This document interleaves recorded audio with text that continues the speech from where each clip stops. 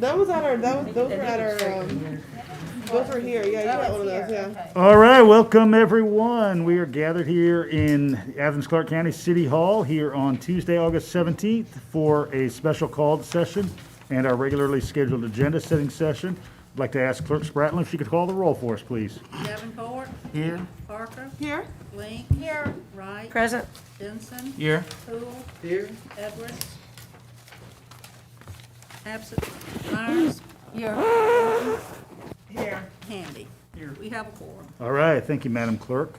All right, we have, let's see, 7 items of old and new business on our special called session this evening. And we have an opportunity for resident input on any of these items for up to 3 minutes. Is there any resident who would like to speak to these items? All right, hearing none, we'll go ahead and come behind the rail. All right, first item of old business is the Classic Center Arena Hickory Street Property Land Use Agreement. Would any commissioner like to speak to this item or make a motion?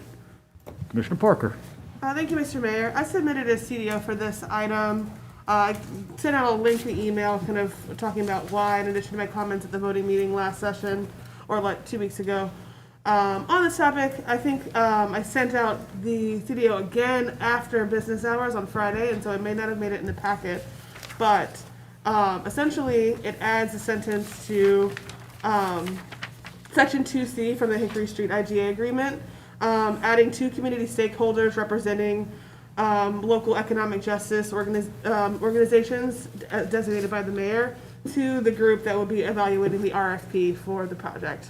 And that's all. I actually had a, Commissioner Link had an addition that she wanted to speak to also. Commissioner Link. Yeah, the language Commissioner Parker proposed was to include those associated with economic justice organizations. I suggested it be broadened to economic justice and/or labor organizations, just to assure that there's a significant pool of possible participants. Okay.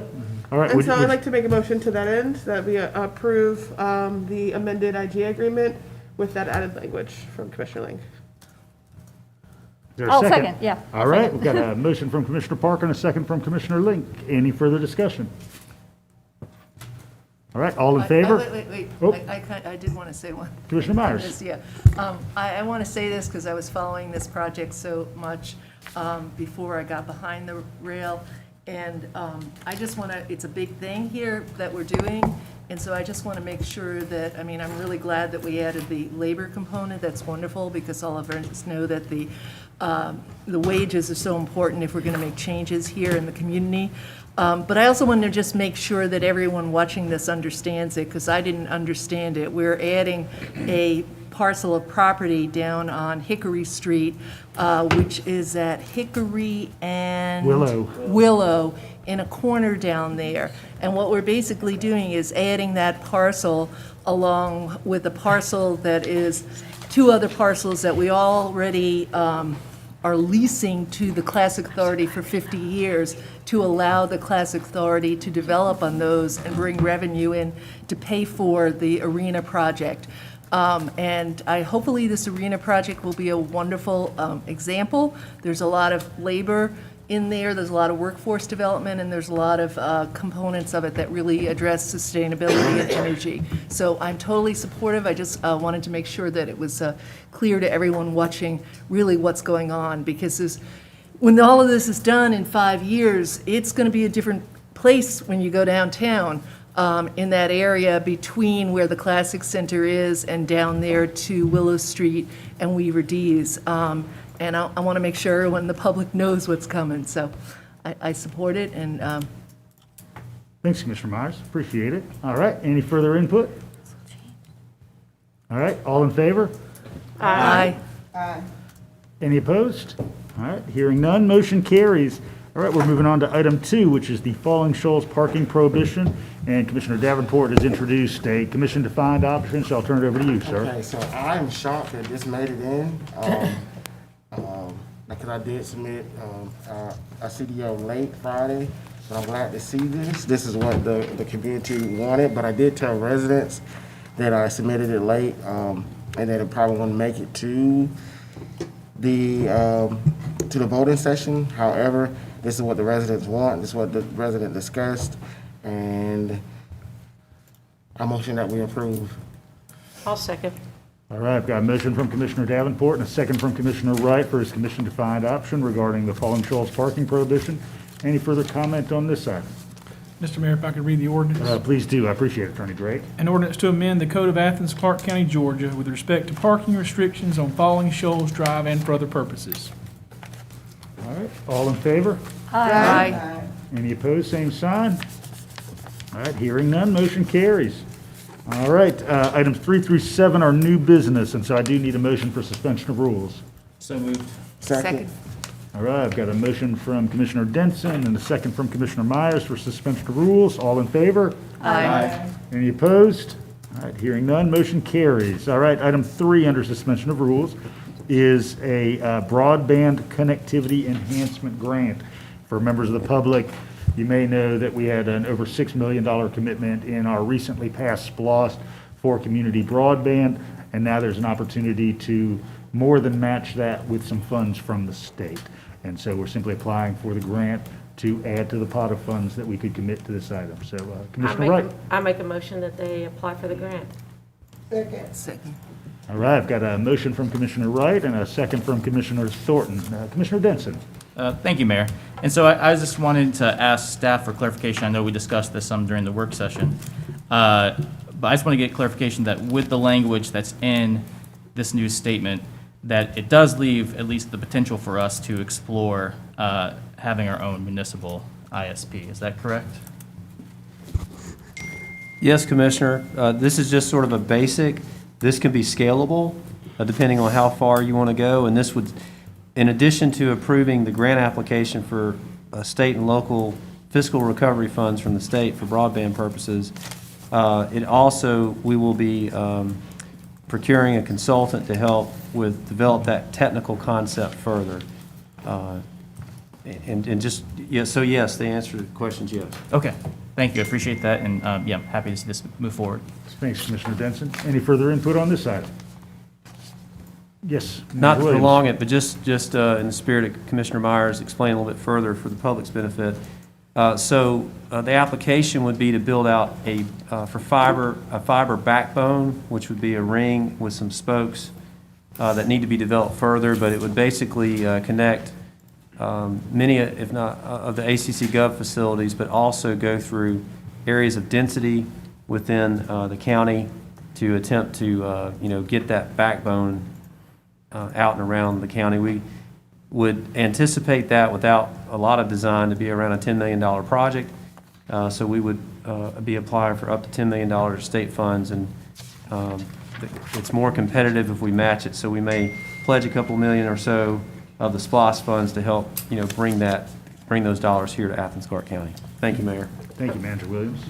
I would like to clarify the motion, make sure it's 1 A, B, C, D. It's a little more complex than just the grant, so just to be sure we're All covering right, everything motion the is staff's ready for to do. 1 A, B, C, C, D. D.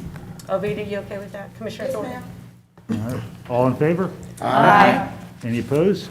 All right, hearing none, motion carries. All right, item 4 is the eviction prevention indigent service contract extension as we continue to support community members who may be displaced. I know Commissioner Denson has a brief commission-defined option. Go right ahead, sir. Thank you, Mayor. Yeah, the commission-defined option I'm bringing forward just simply alters item D, which states that we are authorizing ACC Gov staff to issue an RFP to select an agency partner to coordinate with the magistrate, court, landlords, and tenants to prevent evictions and run this program out in the long term. And so my CDO just simply puts hard dates to ensure that happens in a timely manner before the eviction moratorium ends on October 3rd. So this puts in that we will have the RFP issued by September 3rd, and that the selected agencies will come back for a vote of approval on September 20th, our next agenda setting session. And I make a motion for us to accept that CDO. A second. All right, I have a motion from Commissioner Denson, second from Commissioner Parker. A second or any further comment, Commissioner Parker? No further comment. Any further comment from other members of the body? Commissioner Thornton? I do support this. I am very concerned after talking to the county manager about the extension of the contracts that are already in place. I did not realize that we were talking about 3 or 4 groups. I thought we were talking about the original group back at the end of December. I think we're still doing the same thing. We are not including people if we just use the same folk and close them. So County Manager Blaine did say he was going to get back with me. I'm sure he got busy. But I want to go on record that we are still working with the same folk and not creating opportunities for others that have the same capacity to do the work. Just want to go on record. I have no problem with the CDO or the recommendation. Thank you, Commissioner. Commissioner Myers. Yeah, and I just wanted a clarification on that as well, because it's the 3 nonprofits are Family Promise for $35,000, right? $50,000 for Project Safe. No, I'm reading this wrong because I copied it. And the ARC, I'll let you fill in the numbers if you want to. But that money, are those monies for indigent services, for housing, rent and utilities, and not for food? Is that, I wasn't sure about that. So is that to carry us over till we get this RFP? And then is the RFP is for one group that will then work to get the DCA money for evictions to people and deal with magistrate court issues? Is that correct? Yes, and if I could clarify just a little further. So this is in direct response to the ongoing conversations that y'all have been having over concern of the moratorium lapsing and eviction prevention and rental relief. And so and to answer Commissioner Thornton's concerns, these particular, there were 4 organizations, nonprofits that you had recently approved contracts for indigent services. We contacted all 4, 3 wanted to proceed. Those are the ones up for tonight. So this is specifically for eviction prevention, not for food or anything of those, of that nature. And the reason why we're suggesting this is because of the urgency that the commission put on it. This is the fastest way to convey money through an existing contract and amending it. And there will be some provisions in there about how it can be spent, of course. Commissioner Thornton did ask about other nonprofits, and her point's well taken. You know, how do we expand that out? And that's something I hope that we can talk through Friday about. What is a fair way to procure and get other nonprofits to the table? You know, staff's answer to this would be predictable, that we would recommend that you do an RFP process. And you may want to consider that to expand the number of nonprofits that are, you know, trying to help people in the community with this big issue. And of course, I think it's been well documented and discussed in this group about trying to access that $500 million that the DCA has, and we've heard about delays and things of that nature that are beyond our control, and we don't want to give up on that. But this also, tonight's action would provide some extra funds of indigent services funding for these nonprofits to go ahead and give that straight relief to folks. Now, to clarify, another piece of this agenda item is to put an RFP out, as Commissioner Denson, CDO, has a specific timeline associated with it, to select one not-for-profit that would have ostensibly a full-time coordinator who would work not only with the magistrate court, and in talking with the judges there, Judge Byrne, Judge Macon, where somebody there could provide assistance with mediation between landlords and tenants that are in the dispossessory process. We would think that this coordinator would also, you know, participate in sharing information about the program. We hope that more and more nonprofits, perhaps you will select some through an RFP process. Others may get trained by or certified by DCA, so that there's a list of these. There's some, you know, coordination. There's referrals. So this coordinator would help us with all of those things as we try to not only provide your relief provided by this local government, but also access additional relief by the state for the residents of Athens-Clarke County to keep them in their respective residences. Commissioner Houle. Thank you, Mayor. Yeah, perhaps this goes without saying, but I just want to check, so the timeline that we're putting in place then still leaves the need to get someone in that actual position, and given the CDC expiration potentially happening at the beginning of October, this is an aggressive timeline, but will there actually be a person in that position? Which is the important question to ask. If we move forward and have someone to approve and do approve on September 20th, will there be a person at the magistrate court by October? Well, that's really dependent on the successful nonprofit that wins the RFP, that you approve, I should say. So I will say with the timeline, you're probably looking at a 2-week distribution, so it's a quick turnaround to make that. I would say that, Commissioner, yes, if there's an already existing person that they're willing to transition immediately to that role. Potentially, though, they may have to hire that person for that purpose, and that would slow that down. Well, then I guess I would just like to ask that the RFP include explicit requests that someone is in that position by October 1st. So when we're receiving whatever applications we do from nonprofits, we're understanding which ones are prepared to have somebody ready to go by then, and who would actually need to go out and find someone and may not meet that timeline.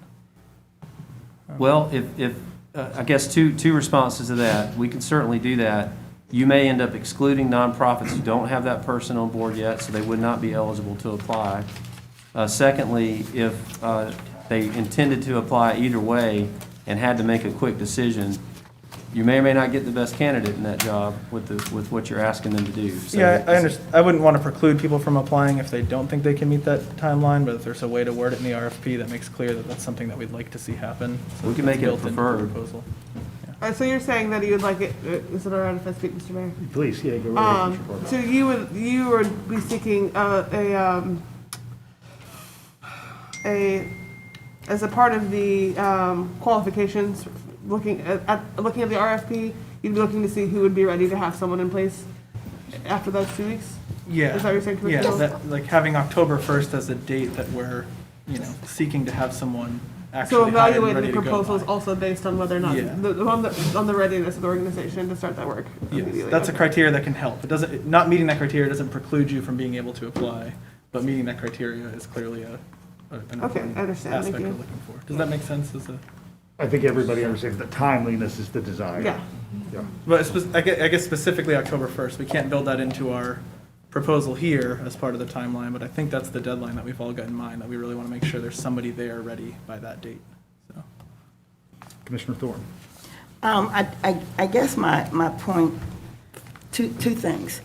I know that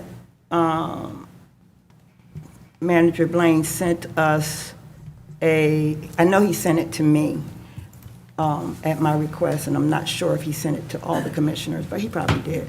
But could you resend the rental assistance groups who got that $220,000? Could you send that again out to everybody? I don't think we as a commission really recognize the good work those groups did. And they did not get the second round of funding with these 4 groups. So when we do a RFP and we have the best intentions of doing the right thing, and somebody else has to take on that responsibility of vetting them, I think that's where the miscommunication comes. One group said that they were told they had too much in their application. Another group, same scenario, because they went back and asked why they didn't get funded.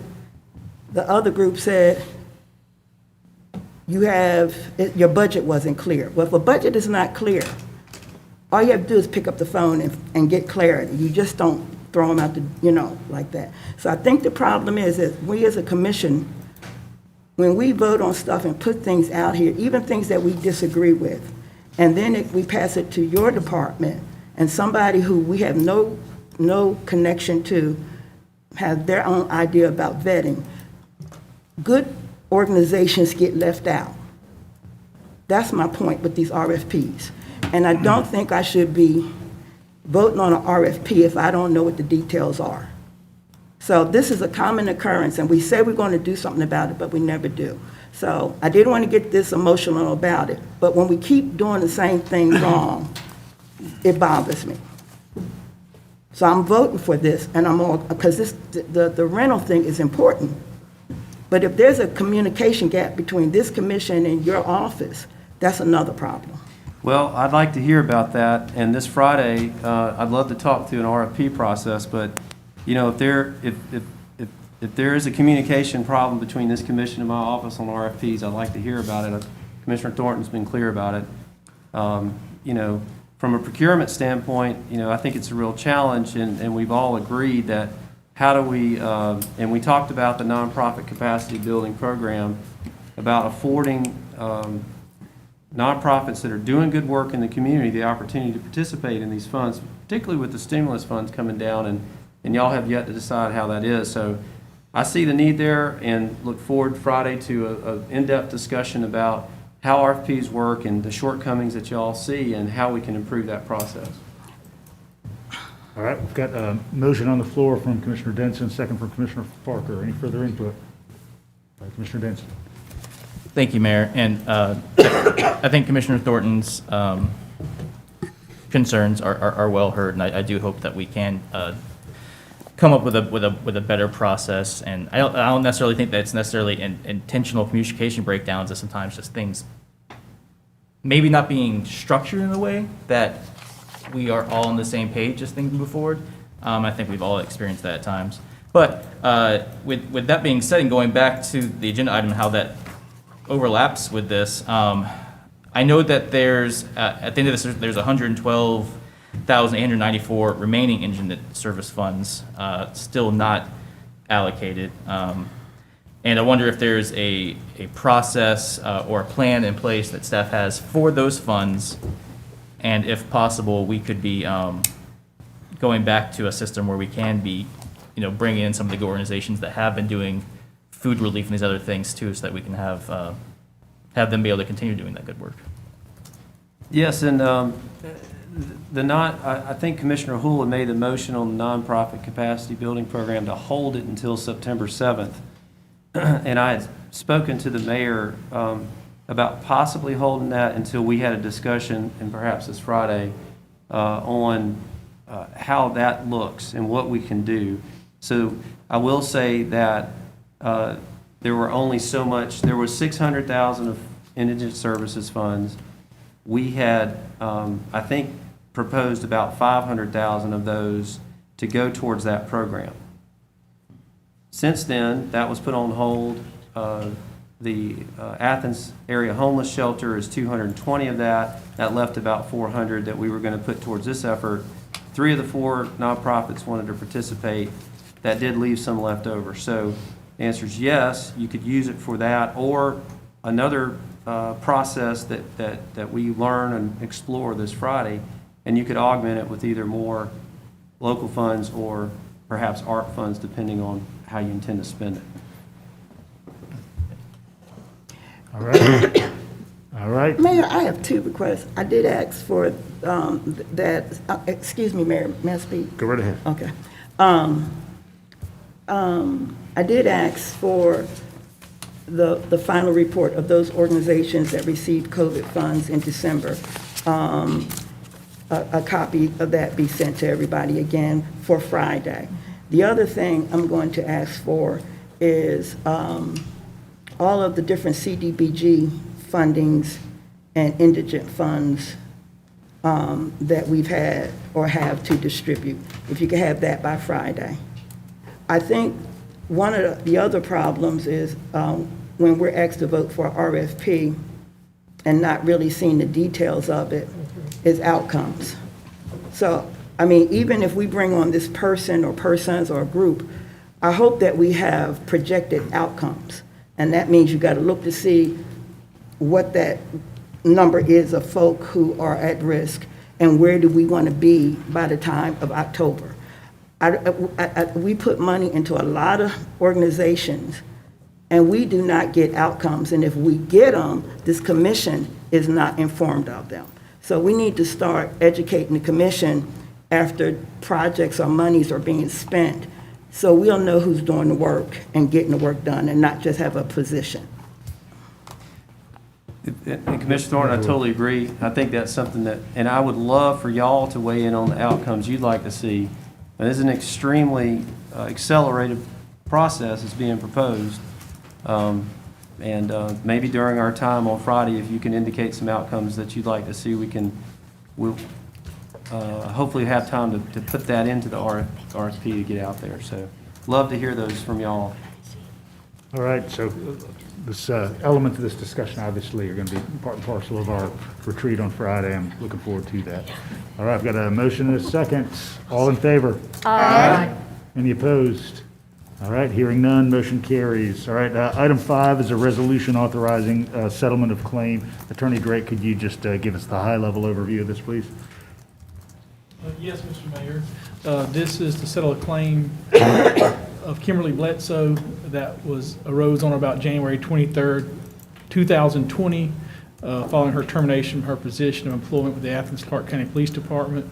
Ms. Bledsoe subsequently filed a notice of charge of discrimination with the EEOC against the Unified Government of Athens-Clarke County, Georgia, related to alleged claims of pregnancy discrimination, and retaining an attorney to represent herself. Unified Government and Ms. Bledsoe desire to voluntarily resolve Ms. Bledsoe's alleged claims and all other disputes that may exist between the two entities by compromise without incurring additional attorney's fees and expensive costs of litigation and without admitting liability or fault. I would recommend the commission approve this settlement in the amount of $20,000. So moved. All right, motion to that effect from Commissioner Wright. Is there a second? Second. Second from Commissioner Hool. Any further input on this item? All in favor? Aye. Any opposed? All right. I'm hearing none. opposing. I'm opposing. Opposition from Commissioner Thornton. All right, please note that, Madam Clerk. All right, moving on. Item 6 is a memorandum of agreement with the Clarke County Health Department related to Athens-Clarke County COVID-19 Vaccine Incentive Program. This would provide $250,000 to the Department of Health, the Northeast Health District, to vaccinate residents, employees in Clarke County, or students who attend school in Clarke County. And Emily Eisenman from the Northeast Health District is here to answer any questions commissioners may have. You may have seen news reporting that a similar program was stood up this weekend in DeKalb County. It was quite successful with about 1,100 individuals vaccinated in just one day.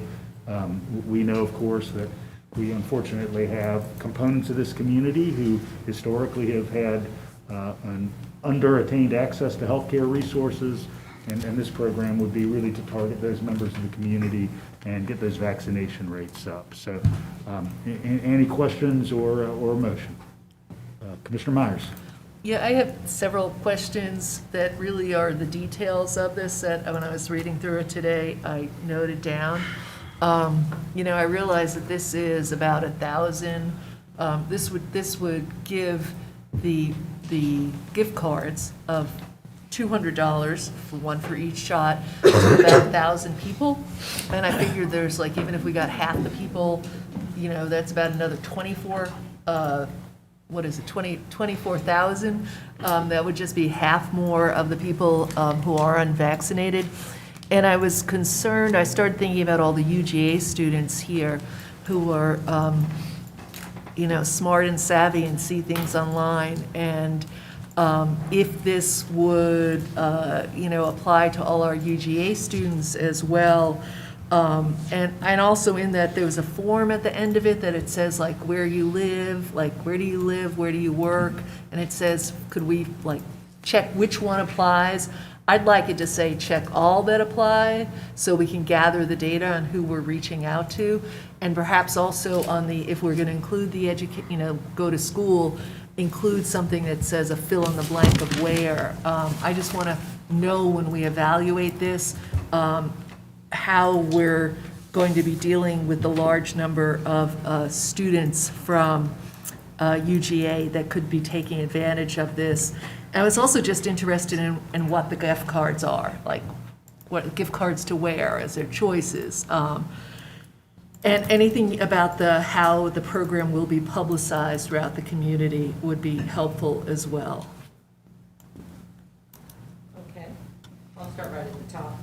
Attorney Drake, however you'd like to modify the attestation form, is fine with us. We really want to just gather whatever information commission would like to see.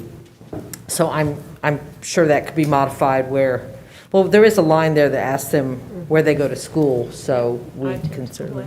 Does it have the place? But it also says something just like, I wasn't quite sure, but it also says apply, which one applies. So Sure. I'd like to have more than just which Yeah, one we could applies. say all that apply. Yeah, all that apply. Yes, yes. Trying to make it where people don't think they need to fill out all, because only one may apply, Right, but we right, can say all that right. applies so that we can capture all that. We, in preliminary discussions with Mayor Gertz, really hadn't thought about UGA students in or out. That would be up to you all. I do want to be sensitive to our staff having to try to Right, police this, right. so to speak. Now, we are proposing to start this program on September 1. Right now, we are at the Tate Center at least 2 or 3 days a week between now and the end of August. UGA has their own promotions, and we're doing that, and we expect that that will get a lot of students right there. I think if we have a downtown pop-up in College Square or something like that, and a student comes over, it seems like we'd want them to be able Right. to go ahead and feel like they are part of this as well. But because there's a big push right now with the students on campus, I would like to think it probably won't be a huge amount of students coming to these events. We also do plan to target specific areas, specific census tract areas that are already, we know, under-vaccinated, have hesitancy where the money might get them over the edge with respect to going ahead and getting the vaccine. So a lot of this will be very targeted in the neighborhoods we're in to make sure that we're getting the right demographic that really needs the vaccines to increase the numbers there. But we can certainly change the attestation form as long as Attorney Drake is fine with it. With respect to the gift cards, we've been doing some gift card experimentation here within our district and some of our smaller counties. And we're planning to give everyone a choice, whatever works best for them, Walmart, Kroger, Dollar General, and then we were planning, especially at downtown events, to also do the DDA cards or the downtown cards for anybody who might want those. We find that in a lot of communities, Dollar General is their grocery store, and that's been a very popular one. But it gives the people a choice of what gift card that they want. So, Thank you. Thank you, Commissioner Myers. Commissioner Myers, did you want to make a motion pertinent to the change in that attestation form? Yeah, let's make a motion to adjust that form the way that our attorney advises. Just to provide that the applicant will check all the choices below that apply. all that apply. All right, so a motion for approval with that modification in attestation form. Is there a second? Second. All right, second from Commissioner Denson. Commissioner Thornton? I'm definitely going to support this because it's needed. And this statement that I make, I don't know who it's addressed to, you, Mayor, or the Health Department, or whatever. But I guess my concern here, again, is we have health providers that are already rooted in the community. And I was wondering, were they even approached to be a part of this? And I'm talking mainly about the Neighborhood Health Center, and I'm also talking about innovative health solutions. I mean, here's another example of agencies, healthcare agencies that are already in the community. Matter of fact, I was on a call this afternoon with the Neighborhood Health Center. They didn't even know about this. So we have, that's a good example. So is there any more monies that are available for those two agencies to take part in something like this or join in? At this point, we're looking really sort of at a pilot launch, and since DPH is the lead agency with vaccine distribution statewide, that's a natural portal. And I know, Ms. Eisenman, you have partnerships already with some other providers, including Neighborhood Health, so you may speak to some initial thoughts as we look at the distribution of sites on September 1st. That's right.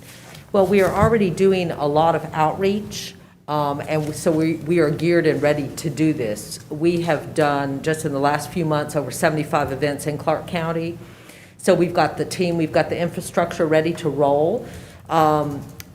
Certainly, these other providers are very able to do this, but we know we are able to do it immediately because we're very large, have a lot of staff and things like that. So we're happy to do it. We certainly don't expect to be the only ones to do it, but we are certainly ready. We were approached, and of course, we're happy to help the effort. Commissioner Denson? Thank you, Mayor, and I'm excited that we're doing this. It's sad that we have to do this, but I'm glad that we're doing this. And I guess I ask for staff, or if we've discussed, I know we're saying we're going to evaluate this program on a monthly basis. I guess I just want us to be prepared as possible to be able to get the next allocation out the door, so that we can continue going with this if this is as successful as we hope it is. Because if it's as successful as we want it to be, that money's going to go fast. And I want us to be prepared to have that next sum of money going out there, possibly bringing in more partners, but just ready to go possibly as quickly as a month from now. So. And I'll just add real quickly, too, that the attorney and I had looked at this MOU and about the timeframe for reporting, and Manager Blaine as well. We will definitely be able to give you numbers like weekly of how many cards. It takes a little bit longer to pull some of the demographic information and that sort of thing that you're going to want. It takes a little bit longer to pull that together, but we do an inventory of the gift cards every week, so we'll be able to give you immediate feedback on how many are going. Because if we do 500 in one day, or 1,000 in one day, yes, you'll want to know so you can decide your next steps immediately. And we're certainly hoping for it to be very successful. Commissioner Parker? Thank you, Mr. Mayor.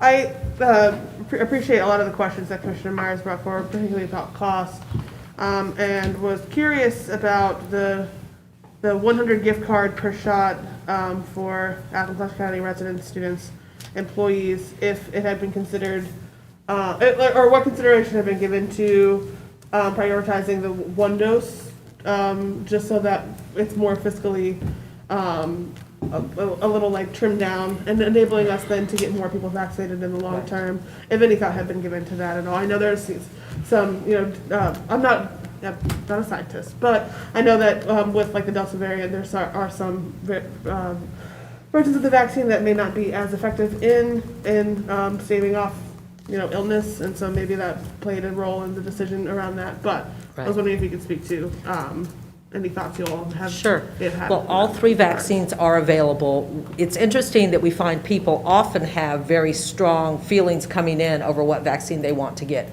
And we're never going to dissuade someone from taking one vaccine over another, because the key is really to get them vaccinated. Certainly. Clearly Pfizer is the only one approved for age 12 through 17. Yeah. So sometimes it's a matter of age. We were at a brewery over the weekend, and interestingly had like a really busy J&J day, because there were people who said, I don't like giving shots, so I just want to get the one. Great, we'll take care of that. I definitely agree. Your money can go further if you do all the J&J, but we really are just giving what people want. So that's really the best way to do it. Certainly, it's an appeal to the one dose, and if somebody asks us, that's one of the pros of the J&J. So. Okay, that makes sense. Thank you. Commissioner Link? Yeah, thank you, Emily, and thanks to all the staff at DPH for working with us on this. It is a shame that we have to pay people to get a vaccine that protects their own life as well as the lives of everybody around them. But we're got to do what we're got to do. It's also a shame that we live in a community where the region's largest employer refuses to or is unable to mandate vaccination for staff or students. We have a high transient population. We have a lot of students coming in and out of our community who consider themselves low risk, yet they're low risk for serious illness, but they are very much high risk for getting COVID because of behavioral choices. So, I feel like we've got to do what we've got to do. We've got to do what we got to do to protect this community, to get as many people as possible vaccinated. So many of the folks coming in from other communities that don't have the culture we have, where we prioritize our public health, we're at risk of having those folks pass this disease on within our low-income community, people that don't have access to health measures. So this is a necessary program, and I'm happy to see it move forward. Thanks, Commissioner. Commissioner Meyer, Commissioner Hool, I'm sorry, I haven't heard from you yet. Thank you, Mayor. A couple thoughts and a few questions.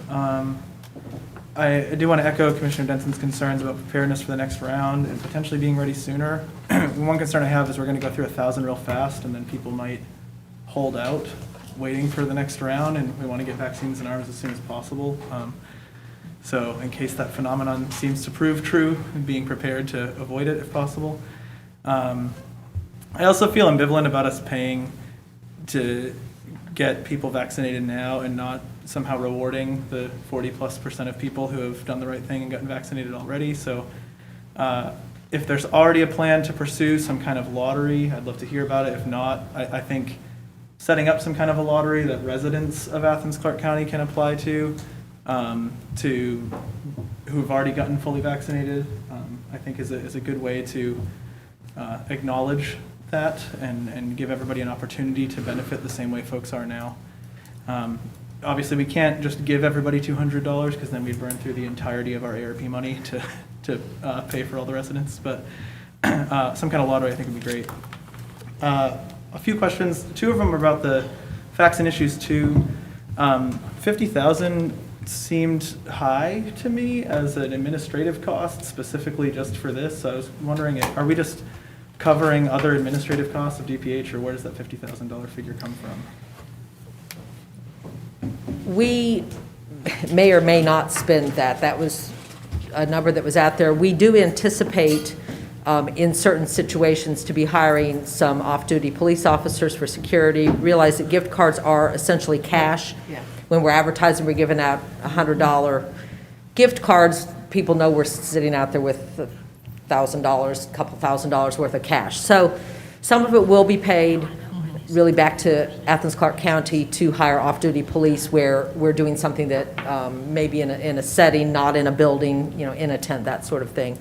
Other than that, really, we do the bulk of our work within our health department budget already. So we hadn't really talked about the logistics. I suppose we'll give an itemized bill and we'll spend it if we need it, but if we don't need it for administrative, there's no real overhead to that. It would just be for compensation for staff time and security as needed. Okay. And And just gas, following up, that sort of Commissioner Hool, I would think of that as an allocation just not to exceed. Okay. And so Yes. not all of that will be drawn down, but that much is available should it be needed. Okay. Yeah, I guess I'd just ask when we see this again for round two, including that breakdown would be helpful in whatever we receive from staff. If I may, I had two other questions, or do you want me to wait? Okay. Go ahead. Are UGA or CCSD doing something similar? We know that UGA is giving out T-shirts, and I think they're having some sort of a lottery, that sort of thing. I'm not familiar with anything that CCSD is doing. We've been very involved with them in their back-to-school events. Health Department already does back-to-school shots and everything, so we've been very involved with them. I'm not sure if there's been any incentives, not that I'm aware of. UGA's doing their own thing. They have a lottery program. I think they do have a lottery and T-shirt. Okay. I guess along those lines, UGA is an institution that has a lot of community money. So if there's a way, especially if we do see students using this a lot at Tate Center and such, then I would really like us to pursue getting a contribution from UGA for some of the money that we're putting into this incentive program. And I would love for us to maybe spend some time at our retreat with CCSD talking about if there's a way we can partner with them on this too, especially now that kids as young as 12 can get vaccinated also. I would certainly hope in the promotional frame that would be part of our partnership.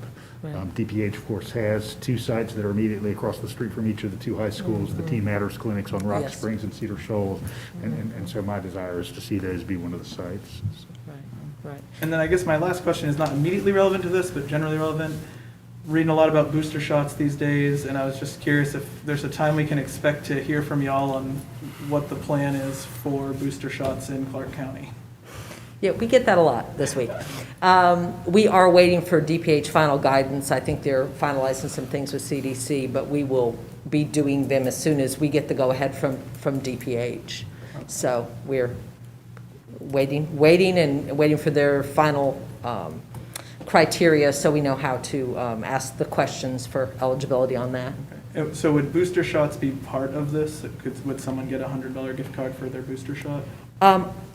I'm thinking not, but that would really be up to you all. My thinking is that these would be for first dose, people totally unvaccinated.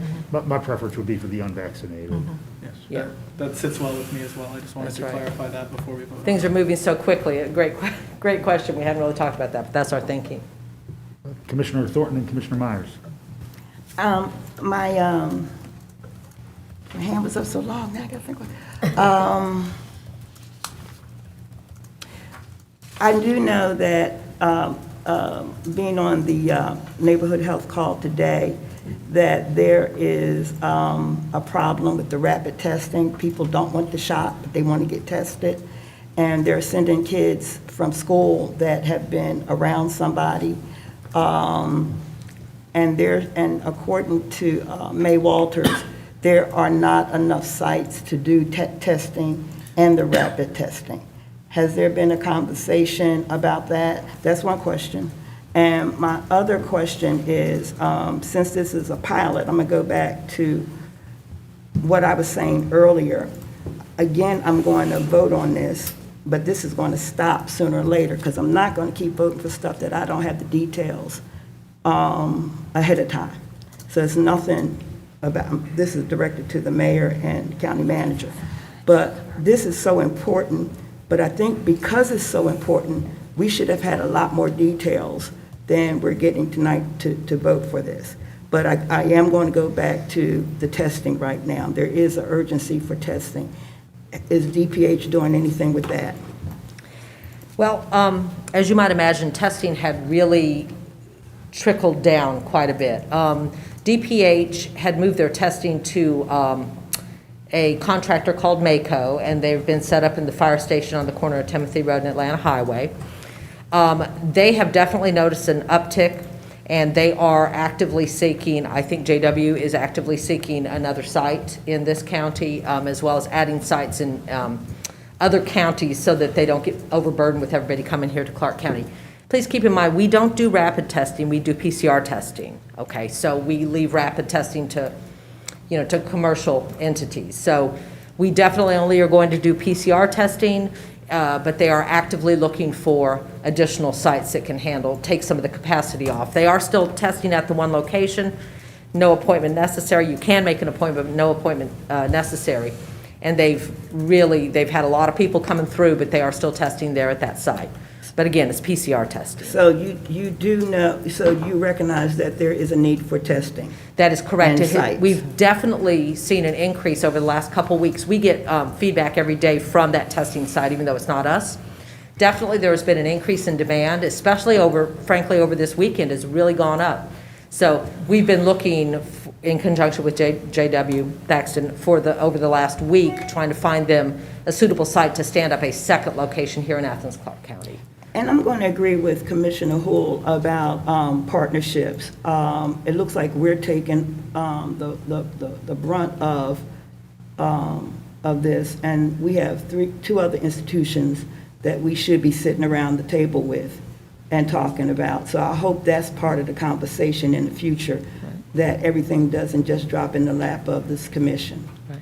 Well, and as Mayor Gertz mentioned, this is being considered a pilot program, and I'm hoping that if we show successes over how many or how rapidly people are taking to the incentive, that might be something that other organizations will say, oh, okay, hey, this is a good way to do it.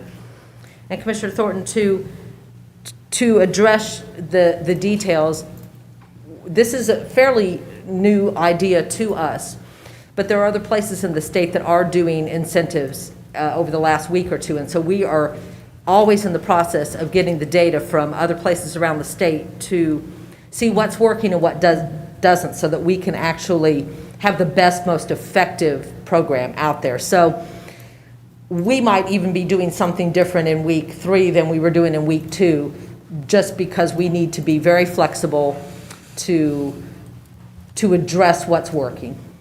I think the incentive program is good, and I've seen what we've done in other cities and states. My concern is those groups and people who are already doing this without getting paid the $50,000 admin cost charge. Commissioner Myers. Yeah, I kind of wanted to follow up on Commissioner Thornton's point right there. For the pilot program, you know, we're talking about this beginning time and the $50,000 administrative cost, and I'm just thinking, you know, these are rough numbers, but getting us up another 20% of vaccination would mean 20 times of this program, and the administrative fee for that would add up to $1 million. And just in terms of spreading out that support of healthcare providers, I think that as we go forward, and also efficiency in terms of getting it to more people quickly, that we might want to consider how we could involve some of the other providers that Commissioner Thornton talked about, because I'm hoping that we're going to have to go through this, and maybe this is something we can also put on that agenda for Friday, because, you know, this getting 20% more would be another $5 million of our American Rescue Plan money totally with the vaccinations. I mean, with the incentives for everyone. I also did want to mention, we did get an email today from the person who we work with at UGA, and with the incentive program there, which is a $1,000 gift card, but there's only 40 of them. So, I mean, we are being much more generous. There's 40 of them, and there's going to be a lottery, and otherwise everyone gets $20 for a shot. So, And a T-shirt. and well, I get, yeah. I think. There Or was maybe somebody, a tennis yes, T-shirt. it's a designed UGA T-shirt, right? Right. And so they are there, and they do have they sent out something to everyone today, and I had to read it carefully because it said like off-campus masks are required, you know. So I also would be interested if we do have any information how these incentive programs are working at UGA, how many people they're incentivizing. Is that information that you all get? We can see what we can find out. Yeah, that would be helpful as well. Thank you. Commissioner Houle. Yeah, just to share with my colleagues, if we think this is the way that we're going to get the shots in people's arms that we're hoping to get, and we're trying to get to the 80% figure that we mapped out last week when we voted, then we'd be looking at about $10 million total to pay $200 a pop to everybody who's currently unvaccinated to get us over 80%. So if this does prove to be an effective program and people are really wanting it, and it's a way for us to do this more effectively, $10 million is roughly the number we're looking at to get us over the figures we've been asking for, not including if we set up a lottery for people who are already vaccinated. So I think those partnerships really are going to be key if this proves effective. Commissioner Davenport. Just a quick question. Thank you for all your work. Awesome. And is that Justice? RBG Max, Yeah, yes. okay, awesome. Quick question, where did the $100 come from? What was the? Well, based on other areas of the state that have been doing this, we've actually started doing this in some of our smaller counties at $10. We haven't noticed much enthusiasm with $10. We did recently have some interesting information from DeKalb. They started doing $20, like our $10. They didn't notice much difference, much excitement around $20 per shot. So then they upped it to $50, and they did $50 for one event, and they got about 200 people to the event. Hey, that was better. But then they had another event, and they raised it to $100, and they got 1,138 people. So we feel like, and other places around the state have reported similar, that $100, maybe it's the 3 digits there, seems to be that sweet spot that it gets people's attention. Not saying that there wouldn't be people who would do it for $50 or $20, but the $100 seems to really be effective, and we're just getting our information from other places that have already started to experiment with different dollar amounts. So that's where we come up, with the $100, so.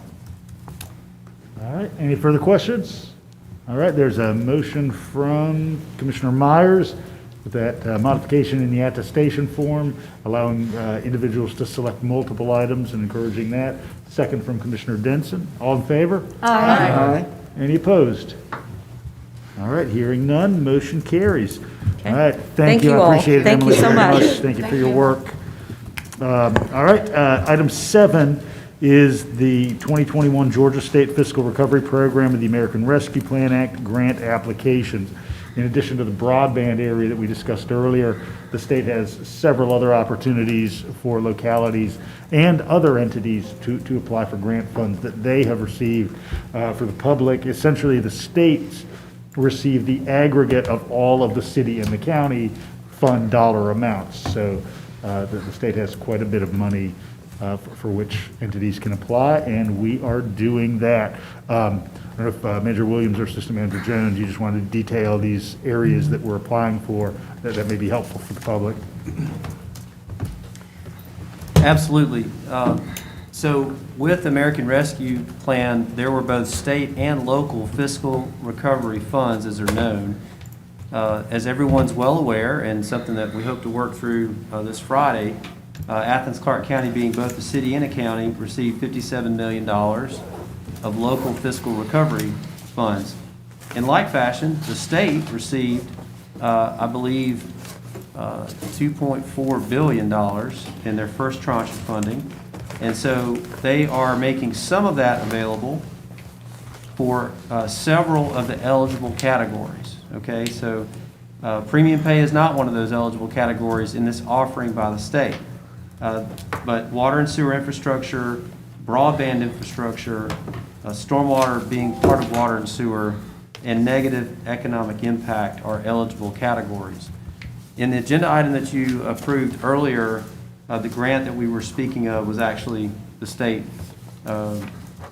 fiscal recovery funds. That was also packaged with, making sure we understood what we were going to be asking a consultant to do. Here are the rest of the applications in this agenda item.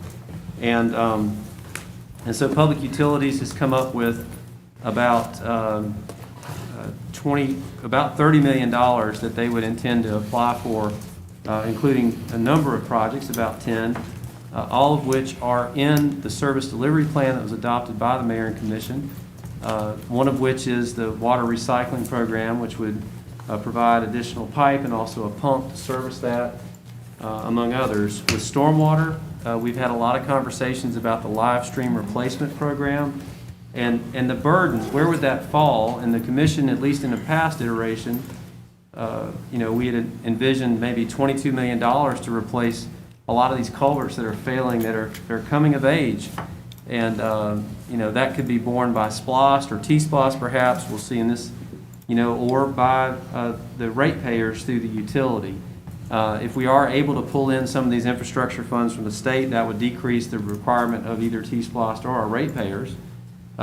In the competitive application, they indicate they'd like to have some water quality improvements. And so staff has culled the list of the live stream replacement program and pulled out those that are compelling water quality projects. And then, and a lot of this, y'all, was taken from, I think, the general sense, and of course we'll get into that this Friday, that we want to preserve the $57 million as much for non-infrastructure projects if we can apply to other sources for such projects like the state or the impending federal infrastructure bill. And so this was a very quick opportunity. I think July 15th, there was a call and they announced this in a 30-day window. And so we're coming to you out of cycle here to present some ready-to-present projects that we can forward to the state and hopefully leverage some funds here locally. Motion for approval or any questions? So moved. All right, I've got a motion from Commissioner Thornton, second from Commissioner Denson. Commissioner Davenport, you had a question? Yeah, just got a quick, educate me on, a couple of years ago, I believe we increased our water rates. Is that correct? Because of, so would these funds help stabilize for the next, I was trying to go back through my notes, but would it So for the ratepayers, they don't have to worry about, hopefully, an increase in rates for a while, correct? That's a very good question, Commissioner Davenport, and I appreciate you making that connection. So typically with our water and sewer rates, and that is a function of the service delivery plan where, as opposed to going several years without any changes and then every so often you've got a big jump, incrementally, each year we change the water and sewer rates. This past year, the past couple of years, we have, first because of COVID, and then the fallout from COVID, we have deferred on increasing water and sewer rates. One of the things that we've been able to do, and because we do carry some cash in the account, is not borrow so much money to do some of these projects. We're able to just pay for them, and that saves on interest debt. That margin has decreased without the increase in rates. So the simple answer to your question is every dollar that we pull in here is one less dollar our ratepayers have to pay for these improvements. Thank you. All right, Commissioner Myers, then Commissioner Link. Quick question on the Economic Development Department, part of the grant for the revolving loan fund, that's seeding it, that's a new program. Is that correct? No, it would be augmenting the existing turntable revolving loan program that the Joint Development Authority and this commission stood up during the pandemic. Okay, so would it be any different than that in terms of, I haven't gone back and looked at their I mean, it would be, was that specifically for businesses affected by COVID? Would Yes. this also pertain just to businesses affected by COVID? Yes, that's the intent with these rules, with these funds. Okay. Now, it's seeding and capitalizing a revolving loan program, so those will be paid off over time, and then those funds would be available for future businesses, that when hopefully the pandemic has passed. Right, and so then it would continue past, it would be available for people starting businesses in different, who might need the capital. Great, thank you. Commissioner Link. Yeah, it's my understanding that ARP guidelines allow local municipalities to use those funds to forgive some past due utility bills, water bills. Would this be the bucket of funds from which that kind of program could be drawn? You could do a program, if it's related to negative economic impact, so whether it's businesses or residents, mitigating the impact that COVID has had on them, such as utility forgiveness, you could do that, yes, ma'am. Could we get some guidance from staff on what a utility forgiveness program might look like? Absolutely, you could, yes, we could. Okay. Now, I just want to, and that would, if that is an eligible expense, certainly the 57 million could be used for that. And we would, anything that you propose, we would be willing to put forth to the state, but the deadline is August 31st to get that in. So I can give you a response, I just don't know if we'll have time to articulate that. This pot of funds, if we were to be granted this pot of funds, could we develop such a utility forgiveness program out of this? Well, the funds that we're requesting it's a competitive application, so we have to propose articulated projects that we will either get awarded or not, and then they will expect us to spend it on those. So this is a very specific application. Yes, there are, I guess there's about 10 or 12, there are 9 projects in attachment 1 that are all infrastructure, projects that were defined in the SDP. And it doesn't include utility forgiveness. No, ma'am. So, I would like us to have that discussion on Friday about a specific pot reserved for utility forgiveness from that 59 million. Okay. All right. Commissioner Thornton. So with the 9 projects that are listed, I assume, and I guess I seconded really quick, but, or made the motion, whatever. I assume you already have projects on the borough already ready to go if we go with this. So it's not like we got to go and try to pull something together. There are things already in place that we could meet that deadline. Yes, these are projects that have been planned for projected for, as replacing, well, either new additions like the thermal dryer at the North Oconee plant, which we've had lots of discussions about, or the water supply resiliency, or the replacing of the Brooklyn Creek Interceptor. So these are all projects that are known to us, have been some level of design and planning that we're able to say we can move on these. In that old language of 2009, I guess I kind of think of these as the shovel-ready projects. Well, the only reason I stopped short of that, I won't say that we've got construction drawings for all of these, but they certainly are ready to move forward. And I should also mention for everyone's benefit that in order to pull in hopefully up to $30 million, Public Utilities is offering $25 million of matching funds to make it competitive, so to try to get those funds here. Okay. All right. Any further input? All right, we've got a motion from Commissioner Thornton and a second from Commissioner Denson. All in favor? Aye. Any opposed? All right, hearing none, motion carries. I'd like to entertain a motion to move into executive session following our agenda setting session for the purposes of real estate and personnel. So moved. All right, got a motion from Commissioner Davenport, second from Commissioner Edwards. All in favor? Aye. All right, any opposed? All right, I'll entertain a motion to adjourn following that executive session. So moved. Second. All right, I've got a motion from Commissioner Davenport and a second from Commissioner Myers to adjourn later following our executive session. All in favor? Aye. Any opposed? All right, we will now move on to said agenda setting session. And as always, there's opportunity for resident input in a number of ways on the consent agenda and then on old and new business. And so first I would like to ask for any input on the consent agenda items 1 through 8. I believe we had one resident in the hallway. All right, hearing none. Would any commissioner like to remove any item from the consent agenda? All right, Commissioner Houle. 2 and 8, please. Make a note of that, 2 and 8. All right, any other items? All right, we will go ahead and discuss those removed items and old and new business. So Commissioner Houle, go ahead and address item 2 if you'd like. Thank you. Yeah, I just have some questions. This grant application I support, so I'm happy to move it back to consent, but I did want to talk about the JAG program. I saw in Facts and Issues that it said only one award will be available to ACC. And is that for this specific grant, or is that like the Justice Assistance Grant Program in general? We get one a year we get to apply to. I feel like I've already seen a number of JAGs.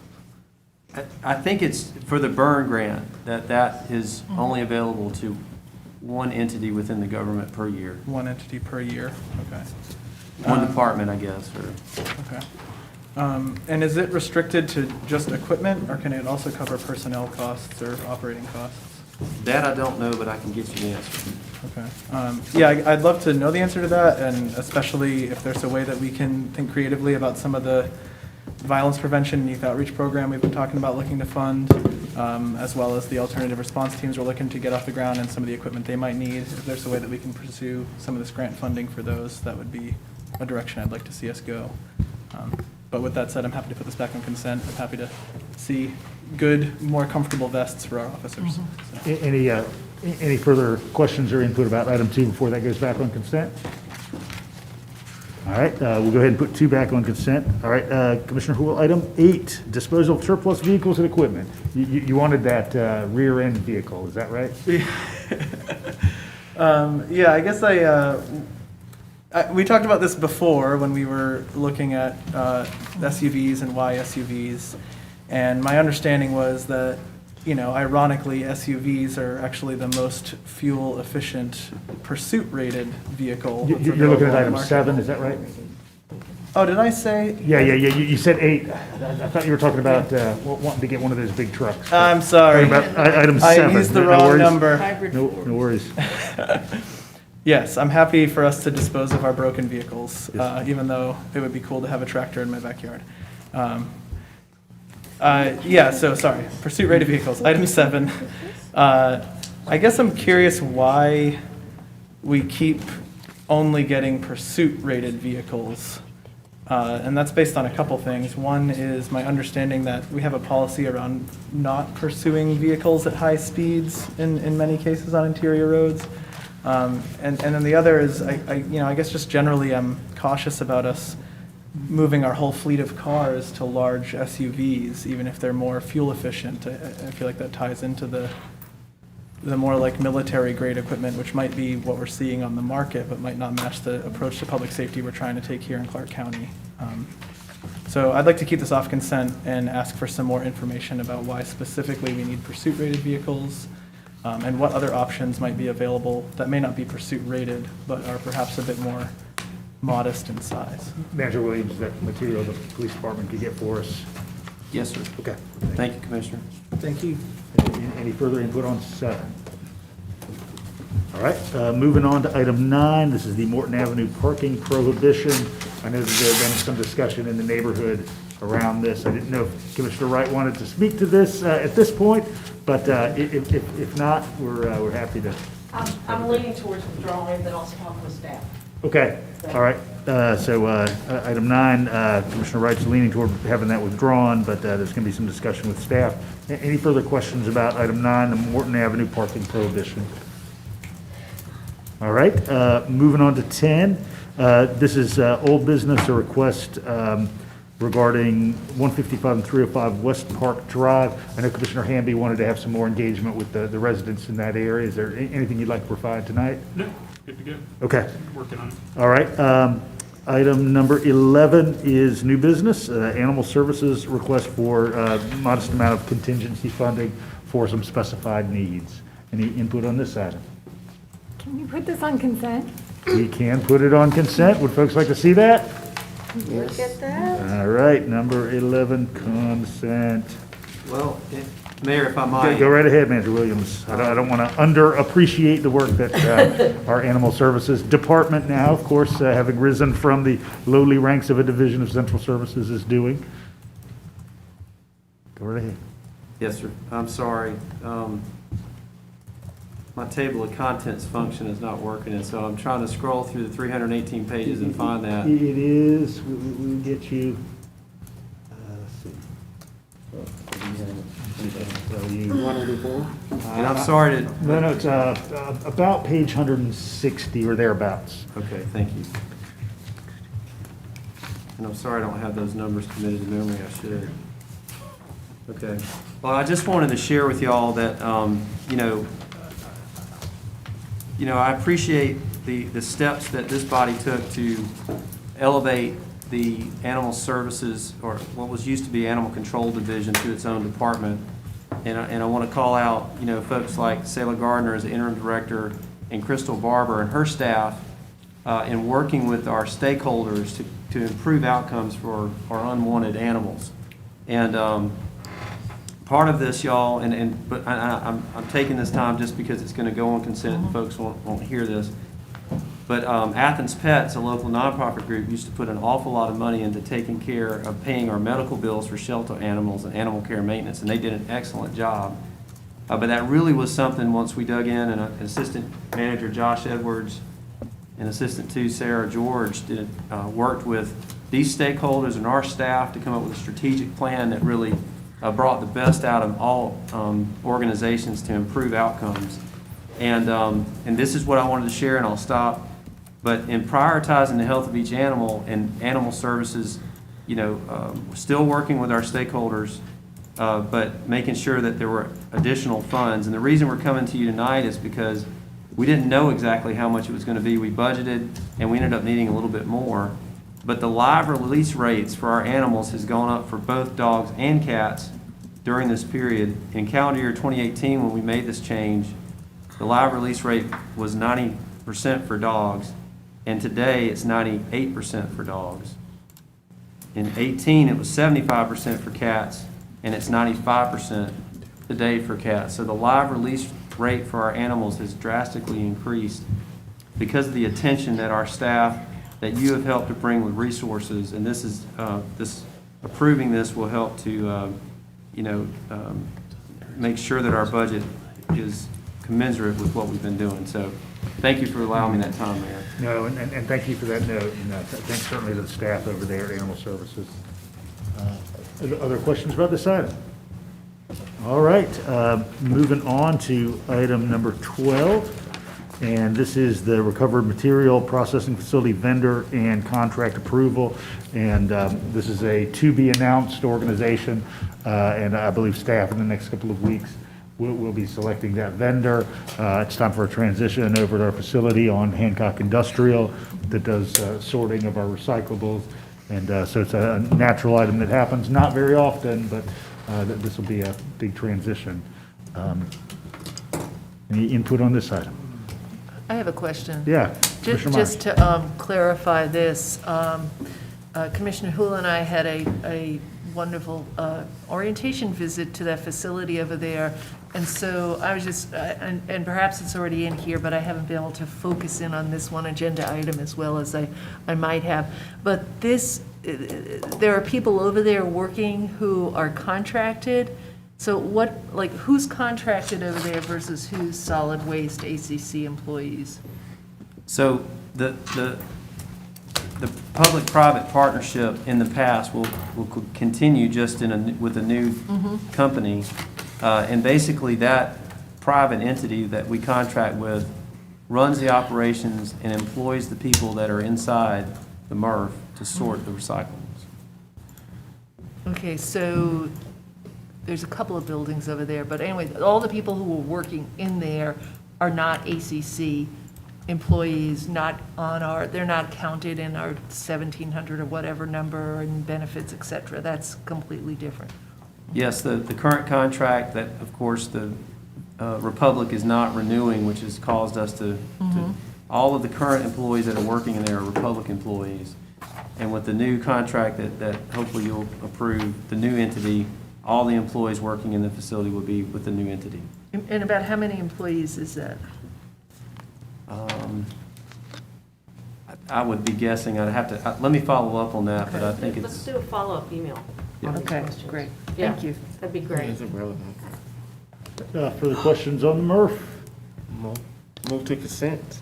Well, We're She has still waiting on a follow-up vendor, questions. so we'll leave this off consent since we don't know hard the to know. recipient. Okay. Item 13 is a modification in our plans for the roof at the Athens-Clarke County Library, and staff is recommending that we do a roof rehabilitation rather than a replacement, given the cost. So, any questions about this item? Can we put this on consent? All right. I had a quick one, Mr. Yeah, Mayor. quick question, go right ahead. To my knowledge, this roof was pretty recently installed. Am I wrong about that? so the library, so there's a portion of the roof that was replaced recently. This is not the entire roof, this is a majority of the roof. So on larger buildings, sometimes you'll have different roof vintages. Yeah. So what we had to replace, and I'll clarify this in a follow-up email, but this portion of the roof you're being asked to consider went out of warranty in 2018. Okay. And while it is a metal roof, what you look for is a roofing contractor to give a warranty on the roof. Yeah. And so that warranty's out, and you can either recondition it, which would involve, I think, replacing the fasteners and putting a new sealant on it, which would give it a new life. And you could probably do that yet again. And in this case, a new roof was about 3 times the amount of what the reconditioning was. Plus, we have the opportunity to half the cost with the state. And so I asked the same questions, Commissioner Edwards. I was concerned about just kind of patching it and moving on, but this seems to be the best fiscal approach. Thanks for clarifying. Commissioner Houle. Thank you, Mayor. Yeah, I guess I'm wondering if there was a discussion about incorporation of solar now that we've got that SPLOST money. I don't know if that makes sense for the type of restoration we're talking about here, but. So that was really a lot of the same questions I had too, Commissioner Houle, because a restoration, if you will, is just a 10-year warranty. I think the life cycle of a solar array might be around 25 years. So you have a choice of a restoration where it doesn't make financial sense to put solar on it, just to take it back off in 10 years or 12 years. Or you can replace the entire roof and then put solar on it that could stay there. There's a third alternative that Andrew was telling me about, and I can give you more detail. But you could put some structures in the parking lot to have solar, which would be more expensive, but a better return on investment than trying to do a new roof with solar, if that makes sense. And I can send you some follow-up on that. Okay. Yeah. I guess maybe I'll ask to keep this off consent, just because I'm curious to learn more about whether it might make sense. I mean, if we're thinking about 2035 as our goal for 100% renewable, you know, a 10-year roof gets us pretty darn close to 2035. So. And again, Commissioner Hall, I did ask the question like, well, if you counted the return on investment in the solar versus the added cost of a brand-new roof, the staff's telling me that still it wouldn't, you know. But I understand there's more at stake than just a simple return on investment, so we'll give you some more details on that. Yeah, that'd be really helpful. I mean, staff is amazing at this, and I trust them to already be thinking about it, so it's more just being equipped with the information. Is it fair to say, Manager Williams, that while, you know, we're all committed to kind of solar enhancements, the driving factor here is structural integrity for the building itself? Yes. Okay. Yeah, Commissioner Wright. In that follow-up report, will you give us a report as to how well the solar panels are doing on our lovely public art piece that's over there? So we can see that we are doing what we can where we can. That'd Yes. be a good update. We can do that. And also the question that I sent in about the, just to explain how that all plays in with the ground-mounted solar and the 440,000 state match for solar energy. Just a little bit more information would be helpful. Thank you. Right. All right, moving on to item 14. This is the Classic Center Arena proposed schematic design, updated project budget, proposed contract amendment, and bond financing, in addition to the separate SPLOST bonds, which are an item coming up, number 18, that there will be a bond that will fund the non-SPLOST component of the Classic Center as well, from a variety of revenue streams that are outlined in the agenda report. So, Commissioner Link. Yeah, we had a presentation on this at our work session, and we're shown some designs with some addition to the roof, and I asked for some clarity on that. I don't believe I've gotten any. I'd like to see that. I'm not sure what they were getting at. If you would, Commissioner, if you could articulate that in an email to the Classic Center Authority and Director Kramer, that'd be helpful so they know specifically what you wanted the feedback on. But I'm noting that there's a roof-related question. Other input on this side? All right, moving on to item 15. This is the Facility Space Modernization Project, Judicial Center Professional Design and Construction Administrative Services. And you can see a prospective timeline within the agenda item for when elements of this SPLOST project may move forward. Commissioner Link. Yeah, just for clarity, so the site selection has not been completed. We are talking about awarding the contract for the design before we have an actual site for this facility. Is that correct? Yes, and I think Manager Williams can talk about the difference between sort of a site agnostic element and maybe the future site specific elements. Thank you, Mayor. Thank you, Commissioner. So this is a typical way to perform this process. It's based on the Mayor Commission approved SPLOST capital project delivery process. The first step is, the user group, bring an architect on board, and then they work together on a project concept. With what we call vertical construction, where, suppose a trail or a park, it's a building coming out of the ground, one of the first things the architect will do once on board is confirm the square footage requirements of each of the tenants or the courts that are within the building.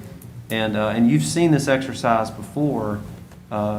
It's called space programming. And so they'll do that, and then they'll come up with a gross square footage for the building, and then they'll come back to you, I think, in a project concept so that everybody understands what we're about to do.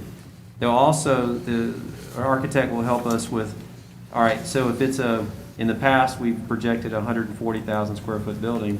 If it's a 140,000 square foot building and it has a parking requirement of X, then only then will we know how many acres are required, And what, so there are site characteristics that have to be anticipated through some initial planning. Then those site characteristics are handed off to a site selection committee that then vets various sites, and as y'all know, comes back and forth through an involved process. So it is necessary to have the architect on board first in order to know what type of site we're looking for, for the building. Does that help? Yeah. Okay, great. Commissioner Denson? Thank you, Mayor. And yeah, this is for staff, and just clarification, I know this timeline is probably super rough, but when it says the construction start May 2024 and construction completion May 2026, that construction completion date, that is for both sub-projects? So No, that's just for the courthouse, and so we're talking about the retrofitting, that timeline will be further out. Yes, so the plan is, the judicial, court operations will continue unfettered in the existing courthouse. The new building's built, those tenants move out of the old courthouse into the new one, and only then can we start the renovations to the existing courthouse to move in and depopulate some of the other sites that we have. Okay, I was just trying to clarify, so yeah, I thought it was going to be further out. Now, I will say this, I think the intent of staff to be efficient would be later during the construction of the new judicial center, to go ahead and start the redesign. Once we know, y'all have approved the space program, and at that point, you would probably have done preliminary plans, so we know what the building's going to be and who's going to be there, and then who's going to vacate the existing one.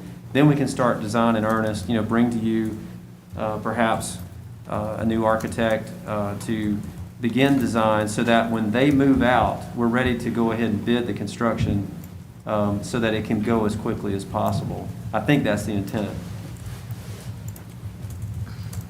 Any further questions about this item? Everybody okay moving this to consent? Yes. Well, Mayor, I will say this, I don't think we've named the, Oh, thank you. I appreciate that note. Yes, so, yeah, we don't have the respondent yet. Yeah. Thank you. Item 16, we also saw at work session last week. These are the Lexington Highway corridor improvements, and this is the priority project recommendation approval.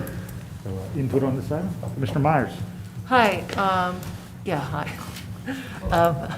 Hi, you're right. I talked with some of the members of the user group today, and really want to point out the good work that they did. I was very impressed with how thorough it was, and there are a couple of things I want to point out that I think that might be helpful in the agenda report, and that is that there are design and construction projects that are listed in there 2 to 6 in that group, and then there's the preliminary design projects 1, 7, and 8 in there.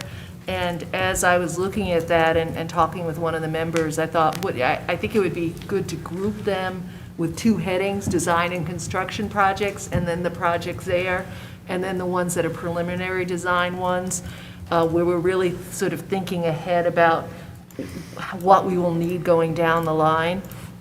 And I also wanted to, I did listen to, I wasn't at the work session on Thursday night, but I did listen to it. But I need a little help still with the, what Derek Doster said about the GDOT agreement, or some agreement with GDOT that allows us to have lower cost sidewalks on the south side, because we wouldn't have to meet some standards. And if I could have a little bit more clarification on that, and also why there's the gap on those sidewalks between Indiana and Lexington Heights Road. I was just curious what the reasoning was behind leaving that empty spot there. okay. Oh, there's Derek. Bad. Manager Williams, you want to email some follow-up material to Yes, we can come back with a specific response on that. Okay. Commissioner Link? Yeah, we got an email from the Athens in Motion chair today with an offer for Athens in Motion to weigh in on these. Do we have any interest in asking them to do that on this and the Atlanta Highway? Would this body like some general feedback from Athens in Motion? I'm interested. They have a users group. It seems to me that each of these projects has a user group. I would hate to dismiss what those user groups, I mean, it kind of, and I know Athens in Motion weighs in, like on Riverbend and Jefferson Road, that did not have user groups, but these two particular ones, the manager assigned a user group, and they spent a lot of time looking at these projects. I do know this, I mean, based on the report that Commissioner Myers sent last year as chair of the audit, or as Athens in Motion, that it seems like they were presented with information on these two corridors at one of their meetings. And I know Timothy Forward presented at one of the meetings as well. So I don't know, I think there's some, we're making sure that we're respectful of the user groups that take the time and the effort to look at these projects, I think is important. Anyone else before I turn back to Commissioner Link? Commissioner Edwards? I mean, is anything stopping Athens in Motion from saying something? No, they have the autonomy to provide some input. Okay. Thank you, Mr. Mayor. Yes. I am interested in hearing from just a general idea if they see any like major problems. I feel like the folks in Athens in Motion are very, very fine-tuned to bike and pedestrian safety. Commissioner Myers had the question about that gap in it. Those are the kind of things that, we might overlook. I know that not everyone on the user group is specifically like bike ped safety oriented, and I just feel like that extra layer of input could be helpful. Well, there actually is on the Atlanta Highway Group, a member of AIM is on the Yeah, Atlanta there's Highway one, Group. but I just feel like, we have this citizen body of, bike and pedestrian safety specialists, and these folks are hyper fine-tuned to it, and I feel like wherever we can get that little extra layer of input to assure that we have the best possible projects, we should take advantage of that.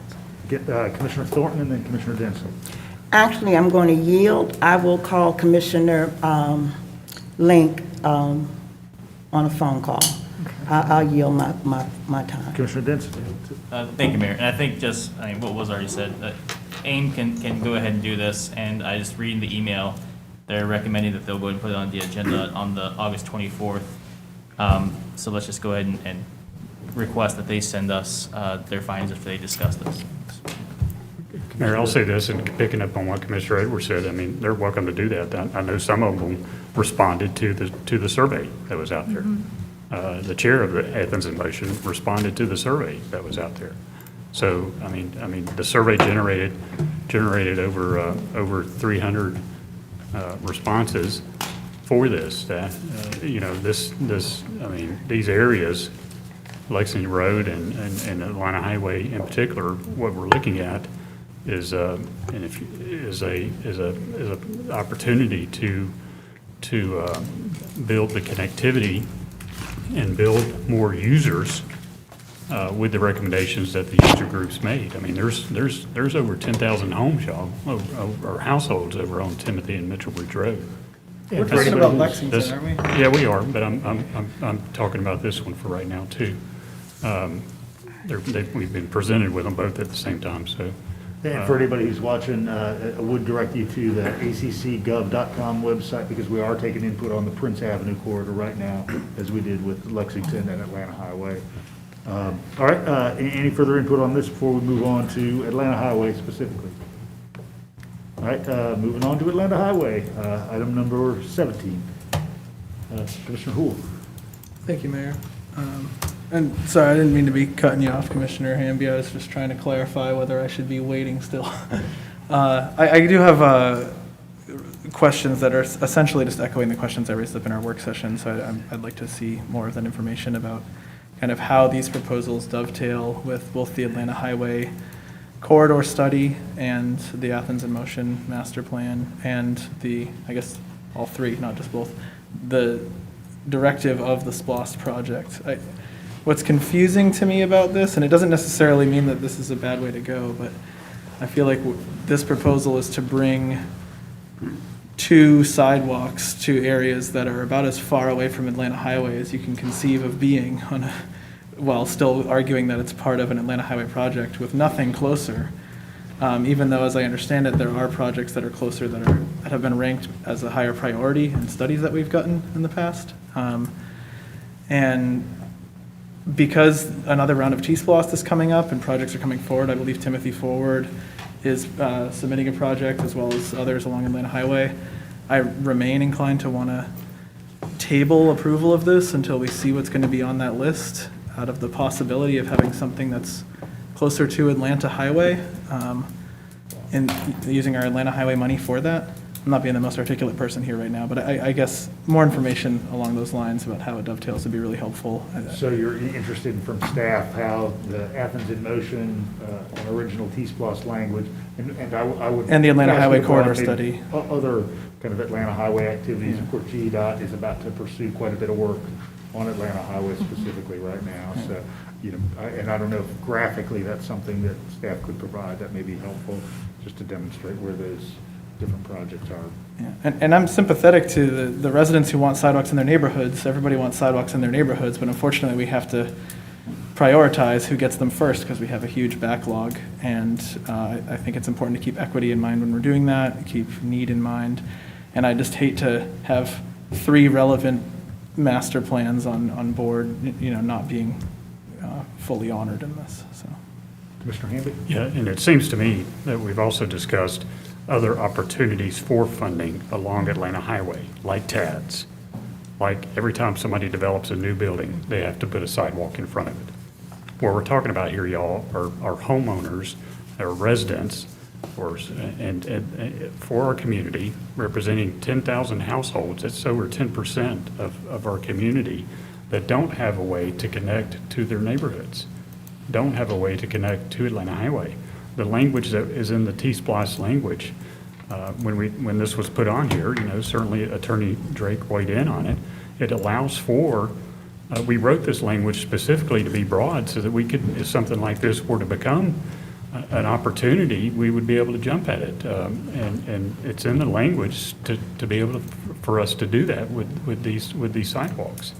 And if you go look at, and I'd like to request from Manager Williams, the survey results, the number of people that responded to the survey that wanted these sidewalks, you know, and the number of people altogether that responded is, you know, I think there were about 300 response. With the Athens Motion Plan, there were only like 700 response. So you got a good response for this thing, and kudos to staff for doing that, and to Derek for making sure that happens. But you know, if you have that many people who we represent wanting to, we're meeting the criteria of Athens in Motion by offering more opportunities for people to bike and walk, and this does that. And at the same time, like I said, Atlanta Highway proper has other sources of revenue that they'll be afforded to them. Any further input on this item? Commissioner Myers? Yeah, I have some questions about that, and I'm going to start from, actually not from my Athens in Motion background, but from my SPLOST oversight, because I chaired that 2005 oversight committee for like 6 years.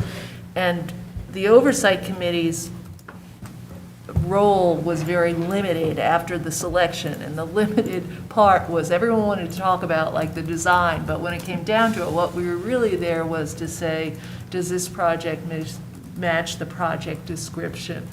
And that was always yes. I mean, it was pretty obvious. And I just was curious whether this has gone through in front of the T-SPLOST as well, and there's been reference to maybe the attorney's office, just to clarify whether or not these projects that are, I don't know, I pulled them, like, they're pretty far away from the Atlanta Highway Corridor, and I'm not debating the worth of the projects, but I do know that that's one area where I'd just like some clarification whether or not how they are improved and what the T-SPLOST Oversight Committee is going to say on this. We are going into this period where we have another T-SPLOST project, and there's a little, I just want to make sure that we're not people in the community aren't thinking, hey, this is supposed to be Atlanta Highway, but these things are like a mile and a half away from Atlanta Highway. And so I would like an update on that, so I can evaluate that. And actually, Commissioner like, Myers, do you want staff to respond to, has this been vetted by the T-Splost Oh, yeah. Oversight Committee? yeah, added. Have these projects been vetted by the T-Splost Citizen Oversight Committee already? Well, these Or are, congruence with- you're being asked for, to approve the concepts, you know, so that they can be further developed. Let me see here. So this vetting not happen until the engineering stage? Oh, I thought, Oh, sorry. The oversight's on Monday night, so it's coming to them for them. Okay. They have not met yet, sorry.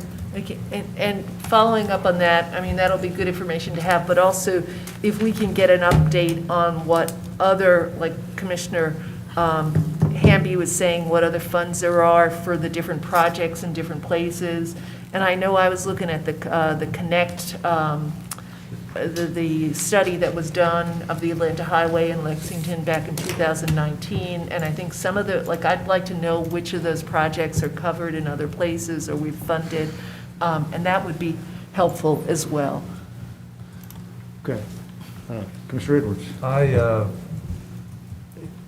I would just encourage folks who have an alternative proposal for these corridors to bring them forward. Because as it stands now, looking at what this user group put forward, looking at the survey responses, looking at how citizens passed a referendum to fund projects in this area, I'm inclined to go with the concepts as they're presented. If there's an alternative, I mean, sure, I'd love to see it. I certainly would consider it, but the connectivity that is created by what's on the table is pretty hard for me to shy away from. Thank you. Thank you, Commissioner. I'd like to say one more thing, Mayor, if you don't mind. And to that point, Commissioner Edwards, the connectivity of what this would allow for in moving a direction for connecting all of Athens, really, because at the end of the day, we're building the infrastructure that will connect to Tallahassee Road. We're building the infrastructure that's going to connect to Macon Highway. You build that infrastructure to Macon Highway, it then connects to Riverbend Road. You have the Riverbend Road that we just approved connecting to College Station Road. So the connectivity possibilities by doing this, I think are opportunities that we should really consider seriously.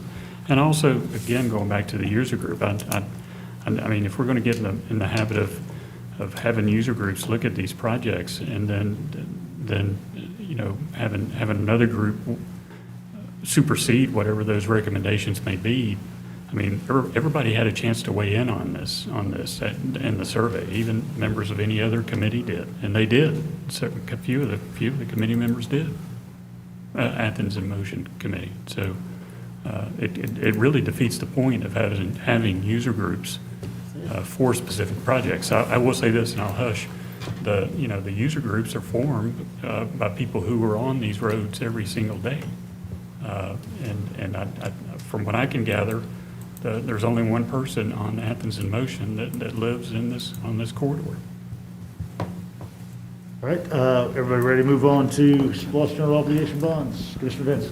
I just have one question, and, happy for this to move forward however it is, but I guess I was confused on the T-Splost statement, and this is just, not trying to do it right, but I asked a good year ago about the Prince Avenue corridor one, saying that we had desperate needs for Jefferson Highway, which is basically the same exact corridor, was told that the language, that we couldn't do it, because it wasn't Prince Avenue. And so we didn't get that funding done. I mean, now the residents are now putting forward a funding for the next cycle, but, so I guess I am a little confused with that, I don't know, the goalposts seem to be moved a little bit. And we might ask the attorney to take a look at, whether there's any distinction between the language that was embedded in that project description and the Atlanta Highway. I don't have it in front of me. Yeah, looking at it, I guess I'm Hear your point. but yeah, so. All right, so 18 is issuance of general obligation series 2021 Splost bonds. When the voters approved the SPOS package, they approved the issuance of up to $127 million in bond funding as well, and this is pursuant of that. Any questions about this item? All right, I think we're still waiting on some financier information, and so we're going to leave this off consent. 19 is simply the language pursuant to the approval that happened in the fiscal 2022 budget of Athens Area Homeless Shelter Indigent Services contract approval as an independent agency. Input on this item? I have. Commissioner Link and then Commissioner Thornton. I'd like to see this go on consent. This is some overdue funding allocation to allow Athens Area Homeless Shelter to basically reopen its family apartments for homeless families, to expand the number of families they can serve. And we got a very detailed request for funding months and months ago. And I'm happy to see get this money as soon as possible and be able to assist families as soon as possible. Doesn't preclude your input, Commissioner Thornton. Everybody okay with this on consent? Yeah, but my question was, I had a question, definitely consent, but I do know that there was a little slowness of the homeless shelter getting their contract. Is the contract signed and is ready to go, or I just want to make sure that's in the pipeline. This specifies the contract language, so when this commission approved the funding, it really was kind of a raw amount of $220,000, and so it didn't include the specific services that would be provided through that So funding. it's in this It's in this approval. agenda. That's what I want to know. Yes, ma'am. Commissioner Denson. Thank you, So Mayor. consent, yes. Yeah, happy to see this going to consent. Glad this is going on, and, I know there's a lot of folks concerned and looking at what's going on with the homelessness resolution, a lot of other things going on, and just want people to realize that we are funding these homeless service providers also. Like, I know there's a lot of calls for this, and this is one of those direct ways that we're doing that. I do want to, and I don't know exactly how we go about doing this, but during discussions of this, is saying that we wanted to see Athens Area Homeless Shelter added to those groups of organizations that come before us every year as independent agencies for funding. And so I don't know if there's a way for us to formalize that in here, but I want to see that this is coming forward like like the library does, like those other ones too. Well, yes, sir, and that's something that I think maybe we ought to talk about on Friday, because it just seems, there was no process to solicit these services. These were brought forth, I think, by working with commissioners, and we haven't added independent agencies, I think, maybe a few years ago, and then before that. So there's really no process around that. And so we talked just today with staff, the attorney's office, about coming to you with some ideas, and we can talk about them on Friday, about how you might have an annual allocation for what might be called community service agencies. And you go through a selection process, and there's outcomes that you hope to accomplish, perhaps tied to a strategic plan. I know the attorney's office provided an example from Savannah where they do something like that. And so all that to say, just having some way that is transparent and equitable and the commission would approve, so people would understand how they could try and access those funds or put their names in the hat. And obviously, we need to talk through how to do that to include others as well, not just the same nonprofits always. But it's got to be tied to outcomes. So that process, which I completely agree with everything you're saying, that process would then be for all of the organizations and services that we see under the umbrella of independent agencies right now, then, not just this one.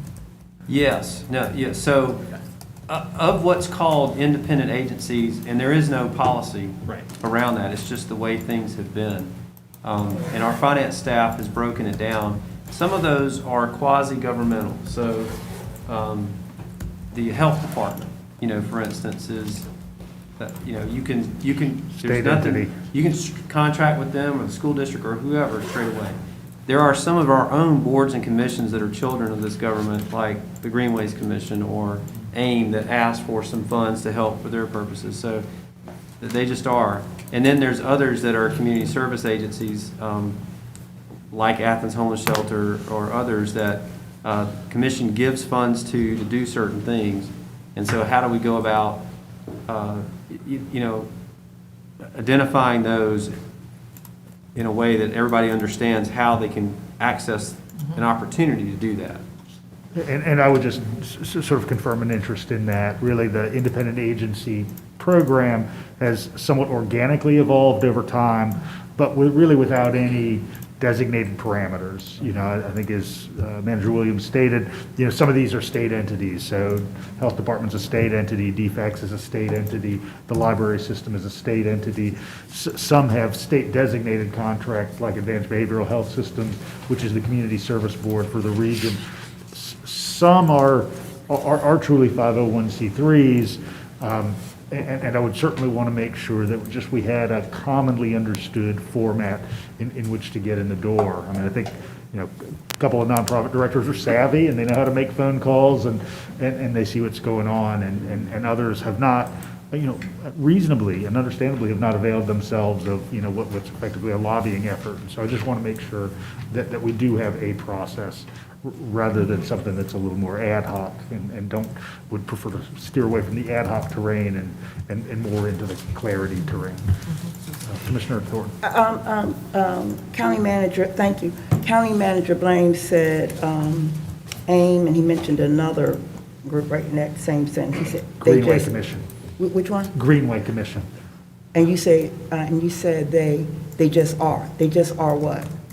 Well, I'm sorry, they're affiliated with the government. They are the government, but they are an advisory board that work, in this case, those commissions, or the Arts Commission, the Cultural and Arts Affairs Commission, were created by ordinance by the mayor and commission, so they are an entity within the government that might ask for funding,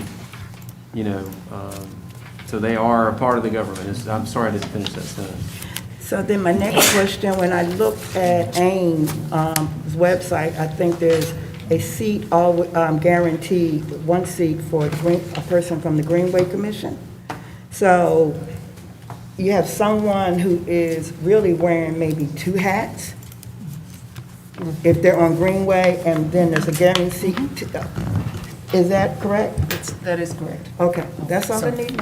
And I think that's the case too with T-Splost. I think there's a member of AIM on the T-Splost Oversight Committee. Just to point that out. Yes, some of those linkages to make sure that there's good communication between bodies that do some adjacent work or similar work. But again, and we'll discuss this Friday, but again, this is a good example how some people are locked out of the process. This is a really good example. How does T-Splost, how does AIM write proposals, sit on the committee, plus have another person that's on their committee that is connecting? So this is something we need to talk about Friday. But it is clearly, to me, why one of those gatekeeper things where some folk has that influence because they're connected in so many different pieces. And it's not anything you would just notice, because everything, looks hunky-dory.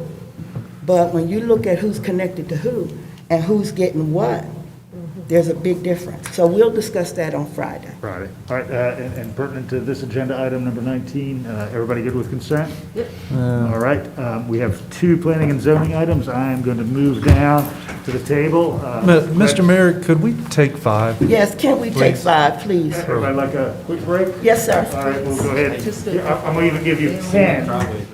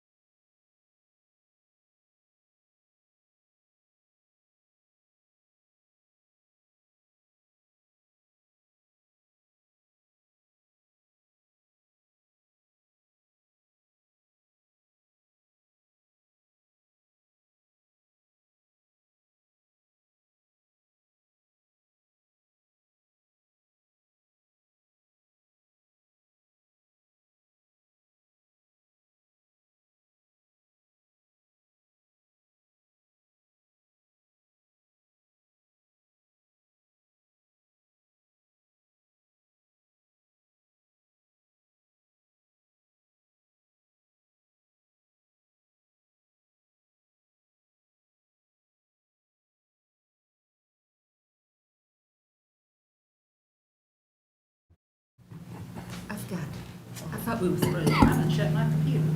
All right, everybody, we have 2 planning and zoning items tonight. And the first of these concerns 3341 Lexington Road. So Planning Director Brad Griffin is here to walk us through that. Okay, thank you, Mayor. And when this comes before you at your September meeting, there will be 2 votes on this. There is a variance associated with it as well that needs to just be slightly modified. This is 3341 Lexington Road, or more specifically, this is Lowe's on the east side.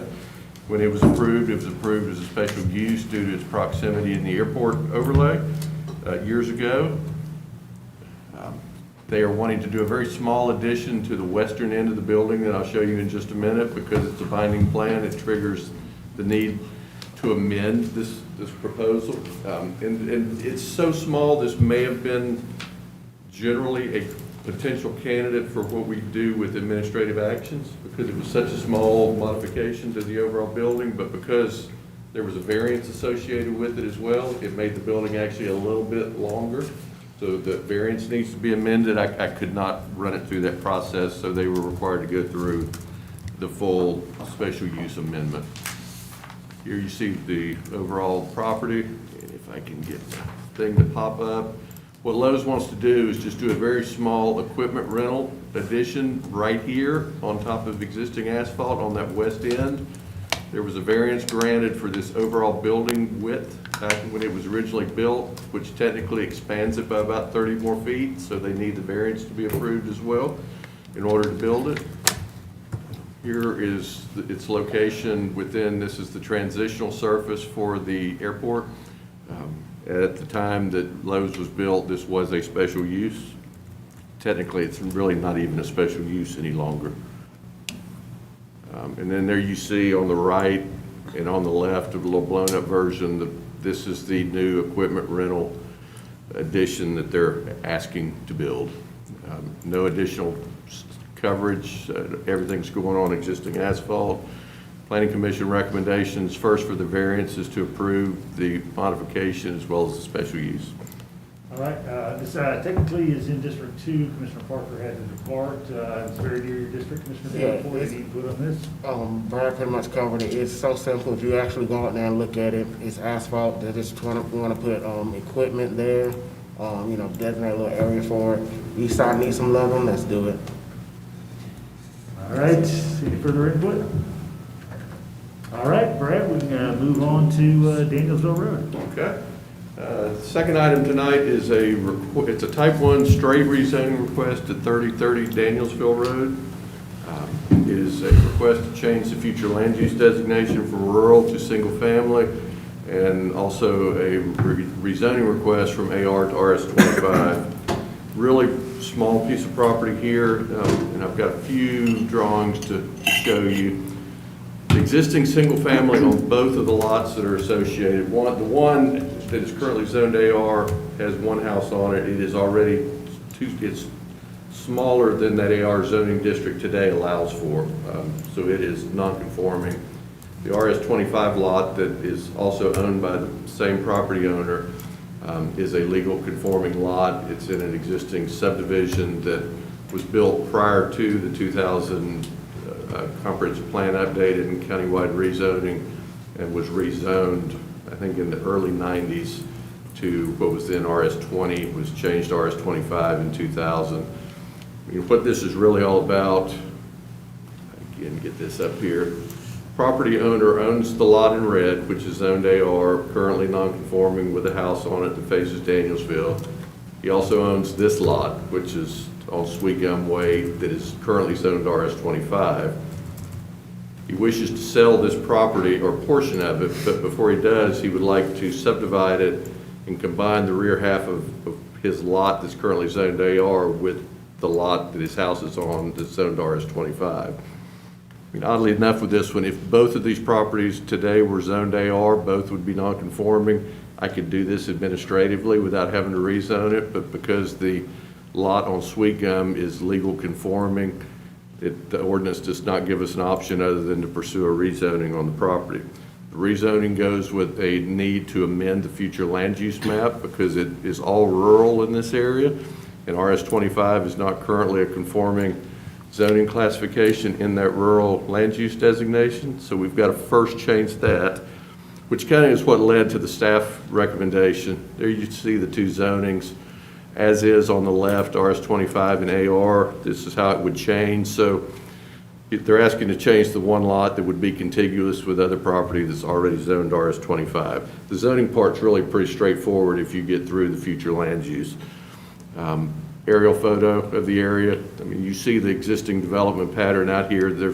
None of these properties in this immediate area are really 10 acres or greater, but they are right in the middle of that green belt as established 20 years ago, as you see here. And so the issue from staff standpoint that we were raising with our staff recommendation to the Planning Commission was, in order to do this, you've got to take that lot and change it to that, right in the middle of a larger area. I mean, what our thinking is, and it is something that we are working towards that came out of the 2018 comp plan approval, is that this is one of those areas that probably needs a comprehensive look in terms of, is this really still rural in terms of its lotting pattern, its zoning?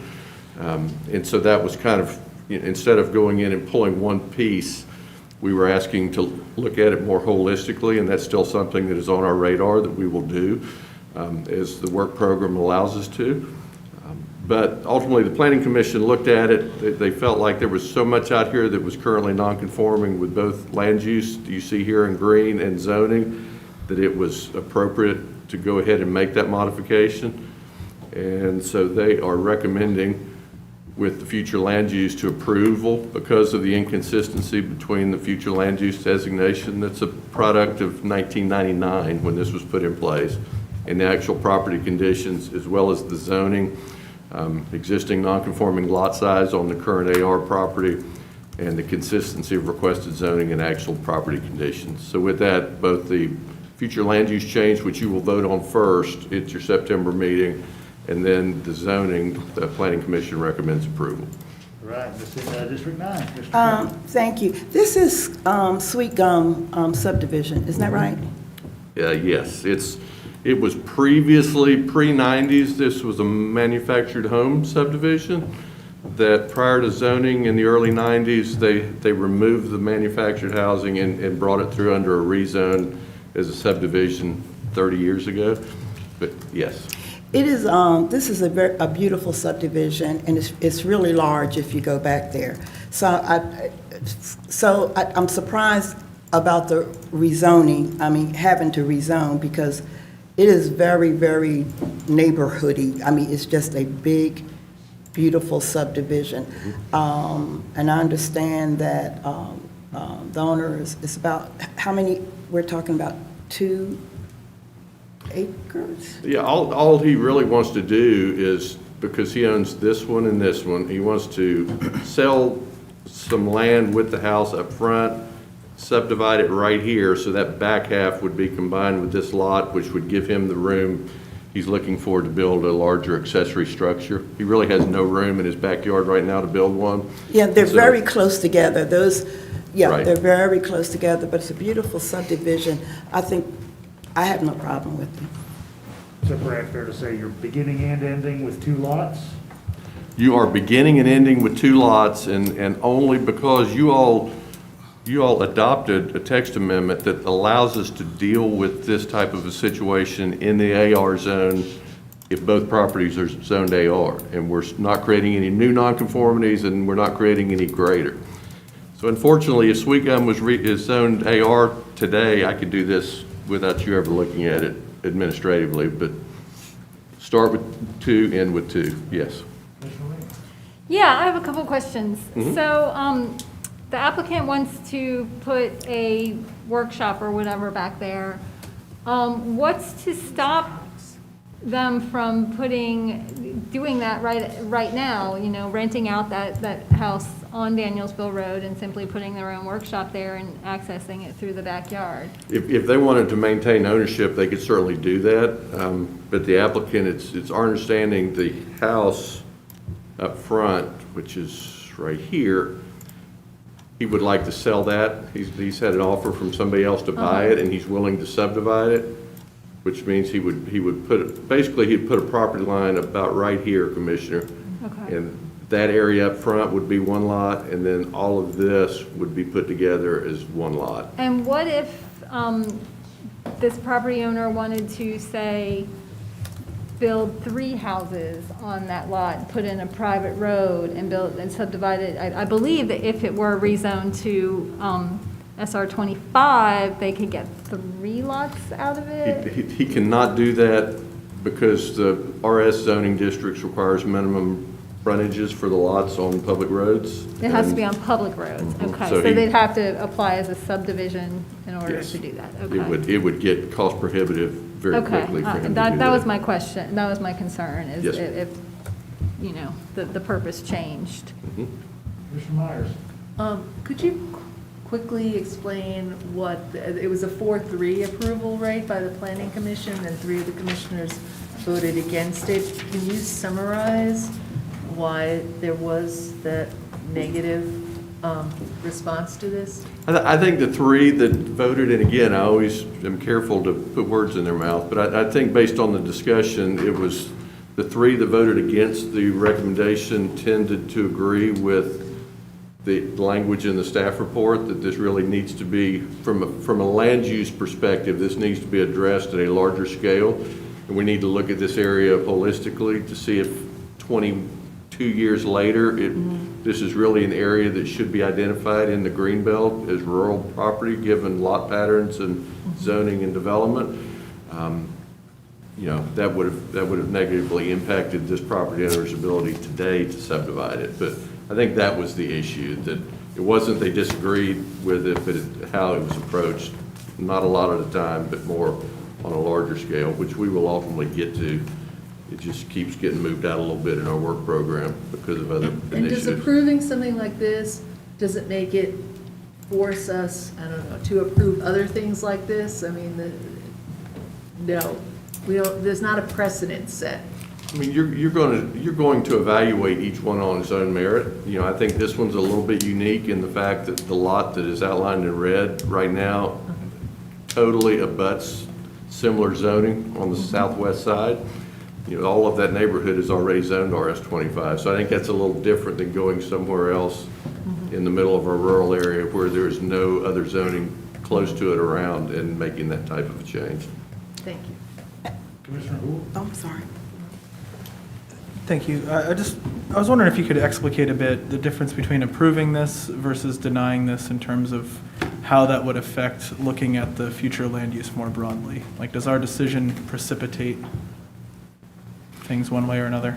No, we're going to look at the future land use regardless. You approving this or denying it, you know, it's not going to impact our schedule. Okay. You know, unfortunately, there are so many things going on that it's placed where it's placed right now. You know, the only thing that the ordinance is specific on in terms of your powers here, if you do not approve the future land use change, which you will vote on first in September, you by ordinance cannot change the zoning to RS-25. You got to do land use first and then do the zoning. Commissioner Thornton? So could you vote, could we vote no and yes on either or both yeses, or how does that work? If you vote no on the first one, which is future land use, you've got to vote no on the second one. Okay. If you vote yes on the first one and change the future land use, technically by code, you still have the ability not to approve the rezoning, just change the future land use. But And, you know, I guess I'm still surprised that this is not an RS-25, because like I said, even when I campaigned, it's nothing rural about this subdivision at all. I'm really surprised. So I guess this is because of the past plans. And I think there was so much development that occurred up there probably in the 80s when Norwood was developed. Yeah, And that yeah. the community, but then you had subdivisions that followed. Yeah.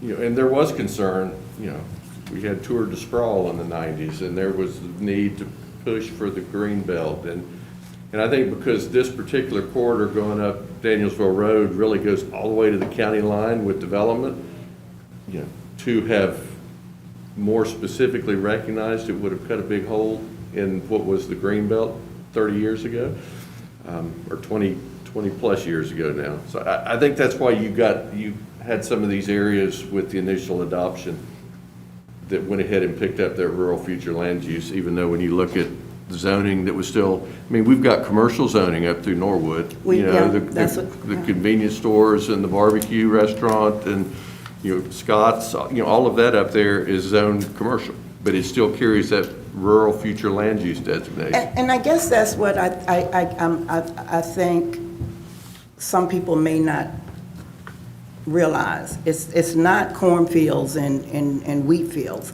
There are businesses, there are subdivisions, there are, big Norwood with the trailer park, liquor store, everything is out there. But I do see the, yeah, that was just my point. Commissioner Lee? Yeah, I just want to point out that the Ingalls Market and the CVS are only a mile away from this property in question for rezone. You know, It's in walking distance, actually. Yeah, totally. And so, like, you know, a slight increase in density in this area makes sense if we're talking about locating people near services where they don't necessarily have to get in a car. You know, that was kind of my idea too, about dividing that lot and, you know, so it could accommodate even more homes. You know, and we did talk in recent discussions about changing our land use, about this modal approach to future development where we have intersections where there is a lot of commercial activity and really focusing and developing around that, kind of almost like little villages around our core. So I'm just pointing that out. Yeah, I agree. This, I think, presages greater discussion about some of these nodes where you do have something that really is not conforming to an AR vision, you know, like you described, Commissioner Thornton. You know, I mean, certainly you can drive a couple miles from here on Smoky Road and you have that rural environment, but really right here in this nook, that is not it. So in any case, I certainly understand the applicant's desire as well. So. Brad, 2 this month, not so much. No, 2 this month, that's it, not 7, so that is. All right, everybody, we've got a couple executive session items just as soon as E-staff departs, and we can get the show on the road. Thanks, Brad. Thank you.